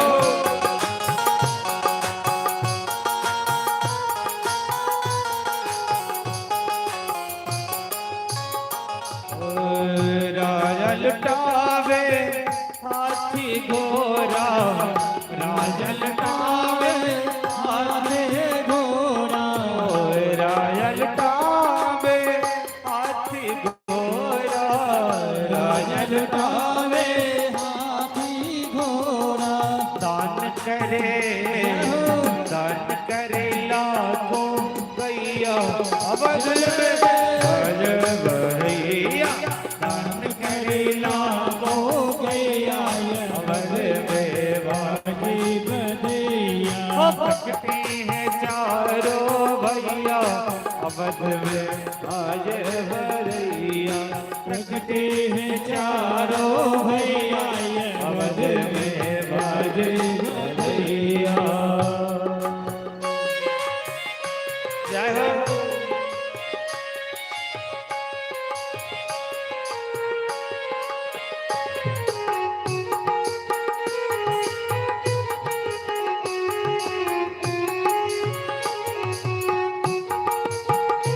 हरि बोल ओ अवधपुरी में आनंद छायो अवधपुरी में आनंद छायो अवधपुरी में आनंद छायो अवधपुरी में आनंद छायो क्यों आनंद छायो है क्योंकि आज आए रघुरैया अवध में अजय बदैया आज आए रघुरैया अवध में अजय बदैया प्रकटे हैं चारों भैया अवध में अजय बदैया प्रकटे हैं चारों भैया अवध में बाजी बदैया प्रकटे हैं चारों भैया अवध में अजय बदैया प्रकटे हैं चारों भैया अवध में बाजी बदैया प्रकटे हैं चारों भैया अवध में बाजी बदैया बोला सरकार की जय अयोध्या धाम की जय। पूरी अयोध्या में राम के जन्म अवसर पर उत्सव मनाया गया। चारों भाई राम लक्ष्मण भरत शत्रुघ्न सुंदर बाल लीला के द्वारा माता पिता को आनंद देते हैं, बच्चों के साथ खेलते हैं और बाल लीला का वर्णन भी किया गया। फिर बड़े होते हैं तो गुरुकुल जाते हैं, शिक्षा प्राप्त करने जगहों पर पिताजी संस्कार संपन्न होता है और गुरुगृह पढ़न गए सब भाई अल्पकाल सब विद्या पाई। गोस्वामी जी महाराज लिखते हैं कि जाकी सहज सांस श्रुतिचारी सो प्रभु पढ़ यह कौतुक भाई। भगवान की सांस से वेद निकलता है, सरस्वती उनकी दासी है, लेकिन मानव रूप में आए हैं तो मानवोचित सभी लीला कर रहे हैं। शिक्षा प्राप्त करके लौटे अयोध्या। रावण का आतंक तीनों लोक में फैला था। रावण शब्द का अर्थ होता है कि रावयति त्रावयति लोकान इति रावण। जो दूसरों को सताए, जो दूसरों को रुलाए, उसका नाम रावण होता है। रावण बड़ा बलवान था, ब्राह्मण कुल में जन्म था, विशेषरवा का पुत्र था, ऋषि पुलस्त का पौत्र था। रावण बड़ा विद्वान भी था, लेकिन रावण बड़ा अहंकारी था। और रावण के दूत पूरे विश्व में फैले थे, धर्म का नामो निशान मिटा रहे थे। अति भ्रष्टाचारा भाषण सारा, धर्म सुनिए नहीं काना, कहीं देश निकासें बहुविध त्रासें, जे कह वेद पुराना। कहीं यज्ञ जाप पूजा पाठ सब बंद करा दिया रावण ने, और जहां भी यज्ञ करता कोई पकड़ा गया तो उसे फांसी पर चढ़ा देता था। रावण को विनाश करने ही आदिशक्ति जगदम्बा सीता के रूप में मिथिला की पावन धरती से सीतामढ़ी में प्रकट हुई थी। क्योंकि रावण इतना क्रूर था कि ऋषि मुनियों से रक्त का टैक्स लेने लगा। ऋषि मुनियों के शरीर से खून खींचना शुरू किया, और ऋषि मुनि नाराज होकर एक घड़ा रक्त निकालकर रावण को दिया, अपने शरीर का रक्त। और ऋषि मुनियों ने कहा कि रावण, यही घड़ा खून तेरे विनाश का कारण होगा। डर कर रावण रातों रात उस घड़ा को सीतामढ़ी में आकर, वो नुनौरा गांव है कि पुनौरा है, जहां उस घड़ा को मिट्टी के नीचे दफना दिया। और जब से घड़ा मिट्टी के नीचे दफनाया गया, अकाल पड़ गया मिथिलांचल में। तो विद्वानों ने राजा जनक से आग्रह किया कि यदि आप हल चलाएं तो वर्षा होगी। और दशरथ जी बड़ा उत्सव हुआ, हल आए। वहीं हल के अग्रभाग लगने से घड़ा निकला, जिसमें जानकी प्रकट होती है। दशरथ जी को बड़ा आनंद आया, और माता सुनैना ने उस औरस पुत्री को अपनी छाती से लगाकर लालन पालन किया। जानकी जब 6 साल की थी, दशरथ जी के पूर्वज देवरात नाम के शिव जी का धनुष, जो पिनाक उनके पूर्वज को मिला था, जो धनुष इतना विशाल था, इतना भारी था, जिसे कोई उठा तो सकता नहीं। तो जनक जी के पूर्वज जनक जी उस धनुष की पूजा करते थे। जहां धनुष रखा था वहां घास फूस कोस डाब जन्म आया था। एक बार जनक जी किसी काम से बाहर गए, तो सुनैना ने जानकी से कहा कि तुम धनुष की पूजा आज कर दो, पिताजी के बदले पिताजी नहीं है। जानकी जी पूजा करने गई तो देखा धनुष के नीचे बहुत जंगल जमा हुआ है। तो जानकी ने बाएं हाथ से धनुष उठाया और दाहिने हाथ से उस जंगल को साफ किया, गोबर लेकर लिपाई पुताई की, धनुष को रखा, उसकी पूजा की। जब जनक जी वापस आए, दूसरे दिन पूजा करने गए और जगह को साफ सुथरा देखा, तो जनक जी को बड़ा आश्चर्य लगा। जनक जी ने सुनैना से पूछा, महारानी से पूछा कि कल पूजा किसने की थी? सुनैना ने कहा जानकी ने पूजा की थी। जनक जी गंभीर हो गए, बड़े ज्ञानी हैं जनक जी।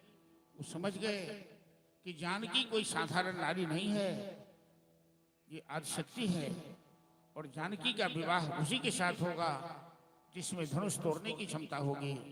और जनक जी ने उसी दिन प्रतिज्ञा कर ली कि जो शिव धनुष तोड़ेगा, जानकी का विवाह उसी के साथ। आज रावण के आतंक से धरती आतंकित है। हमारे देश के ऋषि मुनि हमेशा इस देश का कल्याण किया। विश्वामित्र जैसे ऋषि कभी कभी धरती पर आते हैं धरती का कल्याण करने। विश्वामित्र जाति से क्षत्रिय थे और प्रकृति के नियम को पराजित कर दिया विश्वामित्र अपने पौरुष, अपनी तपस्या के बल पर। विश्वामित्र वशिष्ठ की बड़ी लड़ाई हुई और वशिष्ठ जी ने विश्वामित्र को हर जगह पराजित किया। अपने ब्रह्म बल से, अपने तेज बल से, विश्वामित्र उस समय राजा थे, गाधी के पुत्र थे, अस्त्र शस्त्र सेना लेकर वशिष्ठ जी पर आक्रमण करते थे। और वशिष्ठ जी बैठे बैठे अपने मंत्र बल से उन सेनाओं को पराजित कर देते थे। तो विश्वामित्र ने अपना हथियार डाल दिया और संकल्प लिया कि मैं भी तपस्या करके ब्राह्मण बनूंगा, ब्रह्म शक्ति प्राप्त करूंगा और फिर इस दाढ़ी वाले को पराजित करूंगा। ठीक बलम क्षत्रिय बलम ब्रह्म तेजो महाबलम। विश्वामित्र ने शस्त्र त्याग कर 60,000 वर्ष तपस्या की और विश्वामित्र ने ब्राह्मणत्व प्राप्त किया। आज वही विश्वामित्र सिद्धाश्रम में निवास कर रहे हैं, संन्यास ले लिए हैं घर द्वार छोड़कर। और जब जब यज्ञ करना चाहते हैं तो रावण का दूत तारका सुबाहु मारीच उस यज्ञ में बाधा डालता है, यज्ञशाला में आग लगा देता है, हड्डी फेंक देता है, मलमूत्र फेंक देता है। राक्षसों का काम क्या है? जो धर्म में बाधा डाले, जो पूजा पाठ में बाधा डाले, जो यज्ञ जाप में बाधा डाले, ऐसे आचरण जिनके हैं वही तो राक्षस कहलाते। विश्वामित्र को बड़ी चिंता हुई। आंखें मूंद कर विश्वामित्र ने समाधि में देखा कि गाधी तनय मन चिंता व्यापी, हरि बिनु मरहिन निशिचर पापी। तब मुनि बर मन किन्ह विचारा, प्रभु अब करे हरन मही भारा। तो विश्वामित्र ने समाधि में राम जी का दर्शन किया कि मेरे राम जी का अवतार हो गया है धरती का भार हरण के लिए। अयोध्या में महाराज दशरथ के घर, तो विश्वामित्र वहां से सरजू स्नान कर अयोध्या पहुंचे महाराज दशरथ के घर। विप्र मंडलियों के साथ दशरथ जी ने विश्वामित्र का स्वागत किया। आज का जमाना नहीं था, वो समय था जब ऋषि मुनि किसी के दरवाजे चले जाएं, किसी के दरबार में चले जाएं, वो व्यक्ति अपना अहोभाग्य मानता था। दशरथ जी अपना सौभाग्य मना रहे हैं। विश्वामित्र की पूजा की, उनको सिंहासन पर बैठाया, चारों पुत्र को आदेश दिया कि सेवा करो। ये महात्मा बड़ी तपस्वी है, बड़ी शक्तिशाली है। राम लक्ष्मण भरत शत्रुघ्न विश्वामित्र की चरण सेवा करने लगे। और जब राम जी विश्वामित्र जी का चरण दबाने लगे तो विश्वामित्र जी की आंख से आंसू आने लगे। तो सोचने लगे कि यद पादाब्जनखोदकं त्रिजगतां पापौ भविध्वंसनं, यन्नामामृतपूरकं च पिबतां संसार संतारकम्। पाषाणोऽपि यदङ्घ्रिपद्मरजसा शापां मुनिर्मोचित, आर्तत्राणपरायणः स भगवान् नारायणो। जिन भगवान की चरणार बिंद की पूजा के लिए देवता भी लालायित रहते हैं, भोलेनाथ हमेशा अपने मानस मंदिर में नाम नाम जपते रहते हैं। आज मेरे पुण्य का प्रभाव देखो कि राम मेरी चरण सेवा कर रहा। दशरथ जी ने पूछा, मुनिनाथ आपने कैसे कष्ट किया अयोध्या आने का? विश्वामित्र कहते हैं, महाराज जब जब मैं यज्ञ करना चाहता हूं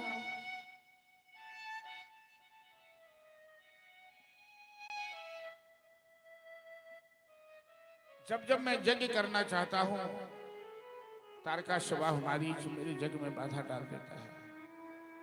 मैं तुमसे मांगने आया हूं बड़े पुत्र राम और छोटे पुत्र लक्ष्मण को। लक्ष्मण शेषावतार हैं, जो शेष अपने मस्तक पर ब्रह्मांड को उठा रखा है। राम जी अनंत कोट ब्रह्मांडादि नायक हैं। दशरथ जी को पुत्र मोह पकड़े हुए है। वो राम की महिमा नहीं जानते, न वो विश्वामित्र की महिमा जानते हैं। दशरथ जी ने ना कह दिया, मैं अपने पुत्र को मौत के मुंह में नहीं डाल सकता। ये तारका सुबाहु बड़ी बलवान है महाराज, बुढ़ापे में हमें पुत्र हुआ, चौथे बन पायो सुचारी, मुनिवर बचन न कहो विचारी। आप हमसे अयोध्या का राज मांग लीजिए, देह मांग लीजिए, प्राण मांग लीजिए, मैं सब देने के लिए तैयार हूं, लेकिन राम नहीं दे सकता। अंदर अंदर विश्वामित्र को प्रसन्नता हो रही है दशरथ जी की बातें सुनकर। कितना अच्छा ख्याल है, कितना अच्छा विचार है दशरथ जी का। स्वराज्य, साम्राज्य, धन, धाम, शरीर, प्राण सब दे सकते हैं, एक चीज नहीं दे सकते हैं, क्या? राम नहीं दे सकते। वृंदावन की गोपियां कहती थी कि बाप तजू, दैया तजू, गैया तजू, मैया तजू, पर कन्हैया न तजू। बाप, गैया, मैया, दैया सब त्याग सकती हूं, अपने कन्हैया को नहीं दे सकती। जीवन में यही विचार उत्तम है। हम लोग तो भगवान को त्याग सकते हैं, अपनी माया को नहीं त्याग सकते। ले जाना हो ले जाओ कन्हैया को उठा। कोई मीराबाई थोड़े है कि मेरे तो गिरधर गोपाल है। लेकिन विश्वामित्र तो संसार का कल्याण चाहते हैं, संसार से आतंकवाद को मिटाना चाहते हैं। उन्होंने दशरथ जी पर क्रोध किया, ए महाराज, तुमने हमें कोई पूजा पाठ करने वाला ब्राह्मण समझ लिया क्या? वयम नोते विप्रा प्रतिदिन मासाद के प्रणाम धर्म जय आचंदे प्रतिगृह। मैं वो ब्राह्मण नहीं हूं कि जजमान के घर पोथी पत्रा लेकर मंत्र पढ़ के पूजा कराते हैं, दक्षिणा लेते हैं। यदि तुमने राम नहीं दिया तो मैं क्या कर सकता हूं? अपने गुरुदेव से पूछ लो, वशिष्ठ जी से पूछ लो, मेरा क्रोध बहुत ही खराब है। वशिष्ठ जी विश्वामित्र के क्रोध से परिचित हैं। दोनों में बड़ी लड़ाई हो चुकी है। 100 पुत्र वशिष्ठ जी के विश्वामित्र मार चुके हैं पहले, 100 पुत्र। उन्होंने दशरथ जी को समझाया एकांत में ले जाकर, अरे इनसे मुंह मत लगो, ये बड़ा क्रोधी है, ये बड़ा शक्तिशाली है, मैं जानता हूं इससे लड़कर मैंने अपने परिवार को बर्बाद किया है, और इनके साथ राम यदि गए तो राम का यश फैलेगा, कीर्ति फैलेगी। ये कोई साधारण पुरुष नहीं है, ये स्वयं राक्षस का विनाश कर सकता है, लेकिन राम का यश फैलाना चाहता है। दशरथ जी गुरु की बात मानकर राम लक्ष्मण सौंप दिए। विश्वामित्र आए, सरजू का स्नान कर राम लक्ष्मण को अनेकों विद्या, तंत्र, मंत्र, शस्त्र सब का ज्ञान दिया। और दोनों भाई ने कहा, गुरुदेव यज्ञ प्रारंभ कीजिए, हम देखना चाहते हैं कि कौन आतंकवाद में इतनी शक्ति है जो धर्म यज्ञ में बाधा डालना चाहता है, धर्म को नष्ट करना। जैसे ही यज्ञ प्रारंभ हुआ, तारकासुबाहु सेना लेकर आक्रमण कर दिया, और राम लक्ष्मण बिना ही प्रयास से इन तारकासुबाहु का विनाश किया। मारीच को लंका भेजा, विश्वामित्र का यज्ञ संपन्न हुआ। अब जनक जी ने निमंत्रण पत्र भेजा, तो जनक जी विश्वामित्र ने राम लक्ष्मण से पूछा कि हमें मिथिला जाना होगा, क्या तुम चल सकते हो? तो उन्होंने कहा, हाँ गुरुदेव, आप जहां ले चलेंगे हम वहीं चलेंगे। विप्र मंडली के साथ विश्वामित्र ने मिथिला की यात्रा की। रास्ते में कई दिन पड़ाव हुआ। विश्वामित्र जी सुंदर कथा सुनाते जा रहे हैं राम लक्ष्मण को, सूर्यवंश की कथा, अपने वंश की कथा। आश्रम एक दीख मगमाही, खग मृग जीव जंतु जघनाही। लेकिन मिथिला की यात्रा में उन्हें एक आश्रम दिखाई दिया, जहां पशु पक्षी तो दूर की बात, उस जंगल में एक मच्छर भी नहीं दिखता था। और ऐसे निर्जन वन में एक मानवाकार पत्थर पड़ा हुआ है, जो दूर से लगता है कि कोई सुंदर नारी बैठी हुई है। राम जी ने विश्वामित्र से पूछा कि गुरुदेव, ये मानवाकार पत्थर कैसा पड़ा हुआ है? विश्वामित्र की आंख में आंसू आ गए। विश्वामित्र कहने लगे, राम, गौतम नारी शापवश उपल देह धरि धीर, शरण कमल रज चाहती, कृपा करहु रघुवीर। रघुनाथ, ये गौतम की धर्म पत्नी अहिल्या है, जो अपने पति के शाप से पत्थर बन गई है, इस निर्जन वन में पड़ी हुई है। पवित्र होता है। दोनों अग्नि की साक्षी रखकर प्रतिज्ञा करते हैं साथ साथ चलने की, जन्म जन्मांतर साथ निभाने की प्रतिज्ञा करते हैं। ऐसा कौन सा अपराध अहिल्या देवी ने किया कि जिसे गौतम ऋषि क्षमा नहीं कर सकते थे? गौतम ऋषि कोई साधारण ऋषि तो नहीं थे। विश्व में गौतम ऋषि की प्रतिष्ठा थी। एक जीते जी इंसान को पत्थर बना देना, वो भी धर्मपत्नी को, अपनी अर्धांगिनी को। पत्नी आधे अंग की मालिक होती है। कोई भी पुरुष, कोई भी पति अपनी धर्मपत्नी को पत्थर बनाकर, अपनी पत्नी को कष्ट देकर, इस फोटो को ठीक करो, इस फोटो को, वो सुखी कैसे रह सकता है? क्या गौतम ऋषि अहिल्या को शाप देकर अपने जीवन में सुखी रह पाए? विश्वामित्र कहते हैं, राम, जो प्रश्न हमसे तुम कर रहे हो वही प्रश्न अहिल्या देवी ने गौतम ऋषि से किया। जब गौतम ऋषि ने अहिल्या को शाप दिया पत्थर बनने का, तो अहिल्या ने कहा, स्वामी, मैं जानती हूं कि जितना प्रेम मैं आपसे करती हूं, आप भी उतना ही प्रेम हमसे करते हैं। और मैंने कोई अपराध जानबूझ के नहीं किया, हमारे साथ छल किया गया।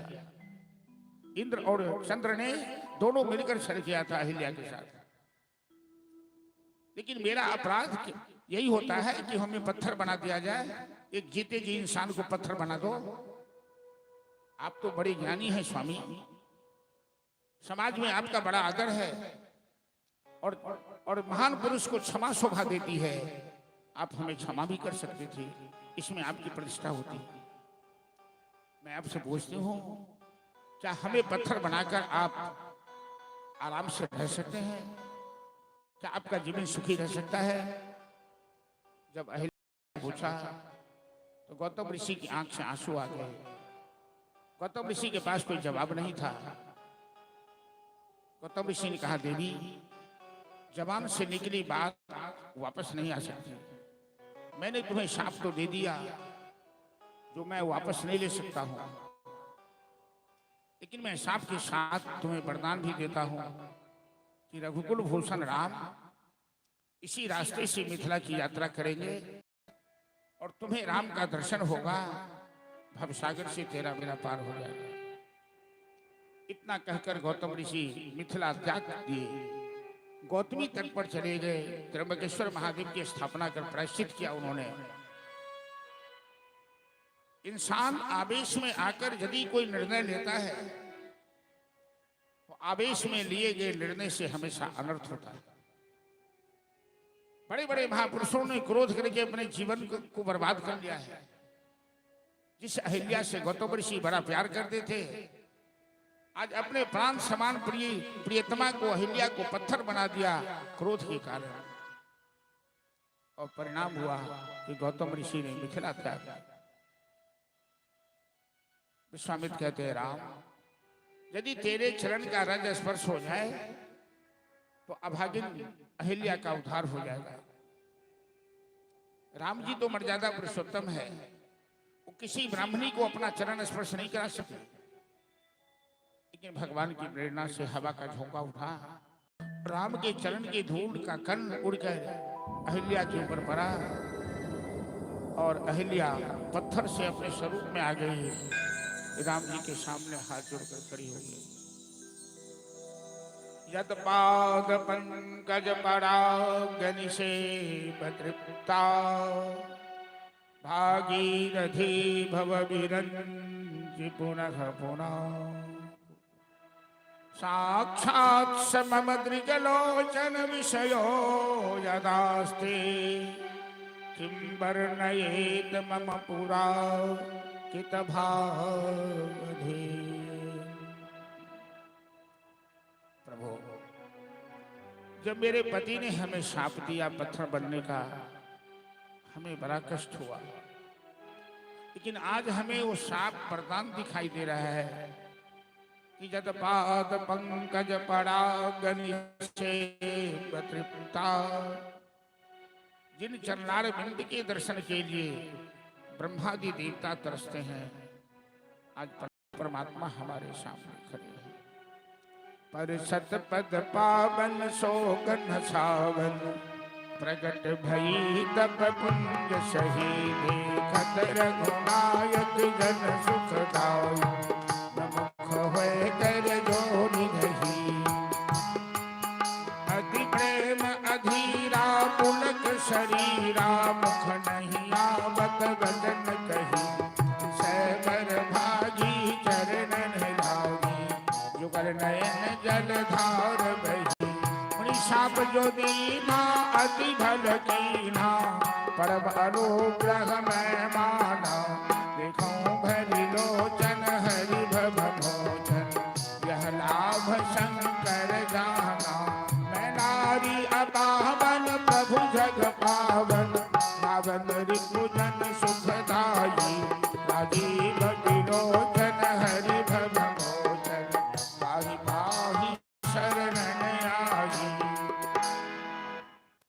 भगवान का नाम है पतित पावन।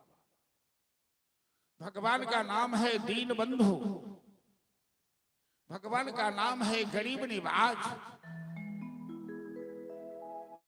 जिनका न कोई संगी साथी ईश्वर है रखवाला।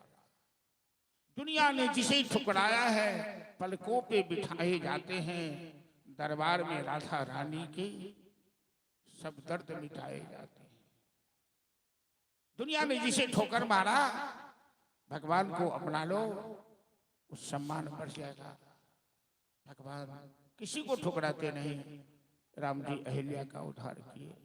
अहिल्या पति लोग चली गई। गुरुदेव के साथ मिथिला आए। जनक जी ने भव्य स्वागत किया और राम जी दोनों भाई जनकपुरी में घूम घूम कर मिथिला वासियों को जिन निज रूप मोहिनी डारी किन्हों स्ववश सकल नर।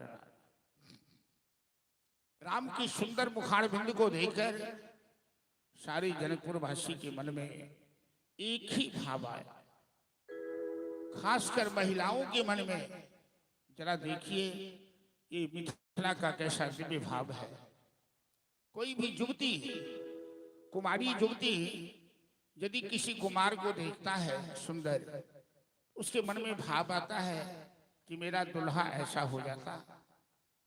अच्छा दुल्हा सब पाना चाहती है, लेकिन एक भी जनकपुर की कन्याओं के मन में ये भाव नहीं आया कि मेरा ब्याह राम जी से हो जाए। सबके मन में एक ही भाव आया कि मेरी जानकी के योग्य, मेरी किशोरी जी के योग्य राम ही सुंदर उपयुक्त है। और सबने कुल देवता, ग्राम देवता, इष्ट देवता से पूजा करके मनाई कि किसी तरह राम ही धनुष तोड़े और राम ही जानकी के दुल्हा हो। पूरी रात जागरण करके प्रातःकाल गुरु जी की पूजा के लिए जनक वाटिका से फूल लेने गए। रावण की अशोक वाटिका का भी नाम है, लेकिन वो अहंकारी की अशोक वाटिका है जहां फल सड़ जाएगा लेकिन किसी को खाने नहीं देगा। ऐसे भी लोग हैं धरती पर, बर्बाद हो जाए कोई चीज लेकिन दान नहीं दे सकते, क्योंकि उनके भाग्य में नहीं लिखा है पुण्य, उनके भाग्य में परमात्मा की कृपा नहीं लिखी है। अब बहुत ऐसे भी गरीब हैं जो अपने आगे की थाली का भात भी किसी भूखे को खिला देते। इंसान वही है जो दूसरों के दुख से दुखी होता है। रावण एक भी फल किसी को खाने नहीं देता था। जब ये हनुमान जी की जीवनी की समीक्षा होती है कि हनुमान जी ने अशोक वाटिका को क्यों उजाड़ा, भूख लगी थी तो फल खा लेते। हनुमान जी ने अशोक वाटिका को इसीलिए उजाड़ा, ये रावण इतना बड़ा अहंकारी है, जब ये फल किसी जीव के काम में नहीं है, इसमें कीड़े लग गए, ये फल सड़ गया, ऐसी वाटिका रहकर क्या होगी। हनुमान जी ने उसे उजाड़ दिया, रावण को सबक सिखलाया। जनक जी की वाटिका है, ऐसी दुनिया में कोई वाटिका नहीं, जनक जैसा दुनिया में कोई राजा न हुआ न होगा। इस वाटिका में सुंदर गिरिजा का मंदिर है, सुंदर फुलवारी है, सुंदर सरोवर है, सुंदर पक्षियों का वास है, और 12 महीने बसंत ऋतु वहां रहते हैं। 6 ऋतु में बसंत ऋतु राज माने गए हैं, ऋतुओं के राजा माने गए हैं। और सदा बसंत रहत मिथिला। राम जी दोनों भाई गए फूल लेने, जानकी सहेलियों के साथ गई गिरजा पूजा करने। और गिरजा पूजा के समय एक शुभगा नाम की सहेली थी, जो अपने झुंड से अलग होकर फुलवारी में घूमने चली गई थी। उस शुभगा ने राम लखन को देखा, कल से जिनकी चर्चा जनकपुर में चल रही है वो तो फुलवारी में आए हैं। वो दौड़े दौड़े आई, जानकी को कहने लगी, अरे जानकी, अरे गिरिजा माँ तो यहाँ है ही, बाद में पूजा कर लेना, चलो चलो, जिनकी चर्चा कल से चल रही है जनकपुर में, वो दोनों भाई फुलवारी में आए हुए। और सहेलियों ने पूछा, दोनों कैसे हैं? इतनी सुंदर कवित्व छटा गोस्वामी जी की है। उस शुभगा के मुंह से जो बात निकली कि मैं श्याम गौर किम कहो बखानी। एक श्याम है, दूसरे गौर है, किम कहो बखानी, मैं कैसे वर्णन कर पाऊंगी। गिरा अनयन नयन बिनुमान, आंख ने देखा तो आंख बोल नहीं सकती। आंख का काम क्या है? बोलना। आंख का काम है देखना, अब मुंह का काम है बोलना। तो कह रही है कि मुंह बोलता है लेकिन मुंह देखता नहीं है, आंख देखती है लेकिन आंख बोलती नहीं है, तो मैं कैसे वर्णन करूं। यही भजन में आपको पता मिलेगा कि देखे नयन बैन घबराए, लगी भी हंसने दसाए। तो जानकी सहेलियों के साथ, जानकी की उम्र 9 साल की है, राम की उम्र 16वें साल में है। और अपनी सहेलियों के साथ जानकी आई और राम जानकी का प्रथम यहाँ साक्षात्कार होता है फुलवारी में, जहाँ प्रकृति मुस्कुराने लगती है, कोयल कजरी राग अलापने लगती है। राम सिया के मधुर मिलन से फुलवारी मुस्काए, कोयलिया कजरी गाए। चलिए सुंदर भजन का आनंद लें। बोल सियावर रामचंद्र की जय, क्या भाई, राम खाली हो गया? की जय। खाली हो गया? राम सिया के मधुर मिलन से फुलवारी मुस्काए, कोयलिया कजरी गाए, कोयलिया कजरी गाए, कोयलिया कजरी गाए, कोयलिया कजरी गाए। राम सिया के मधुर मिलन से, राम सिया के मधुर मिलन से फुलवारी मुस्काए, कोयलिया कजरी गाए, कोयलिया कजरी गाए, कोयलिया कजरी गाए, कोयलिया कजरी गाए।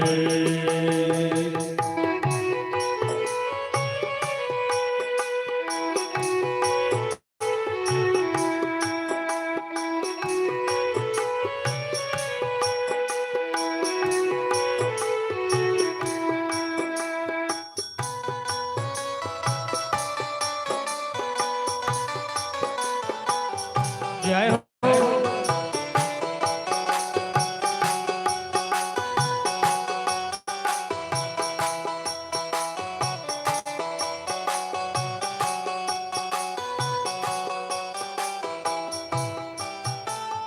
तोर रहे थे फूल राम जी, फिर जब जन आई जानकी, तोर रहे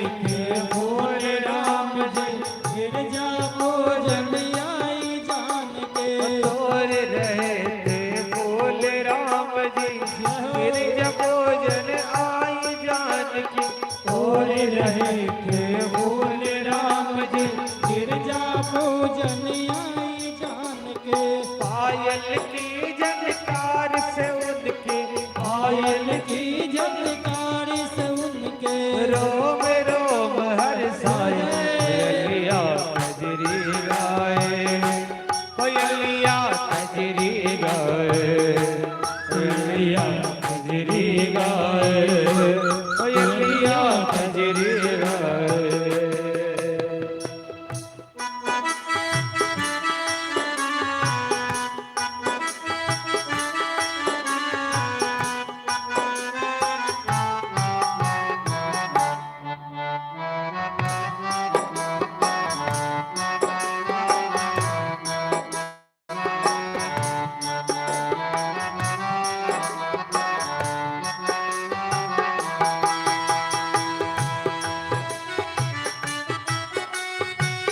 जय हो।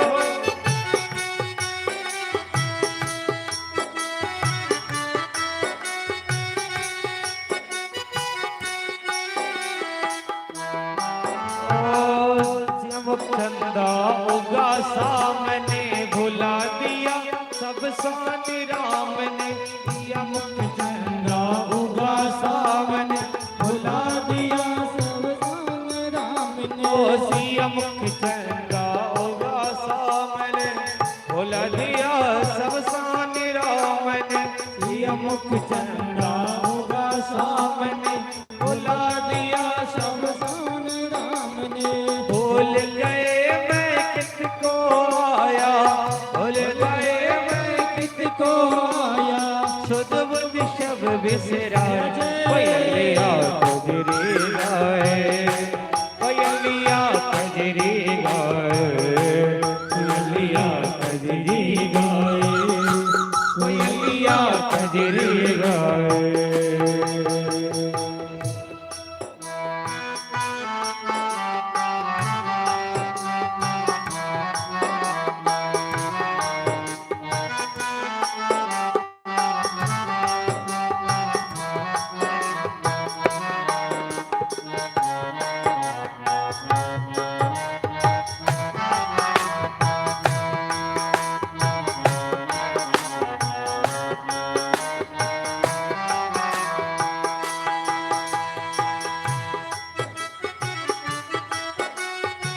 जय हो।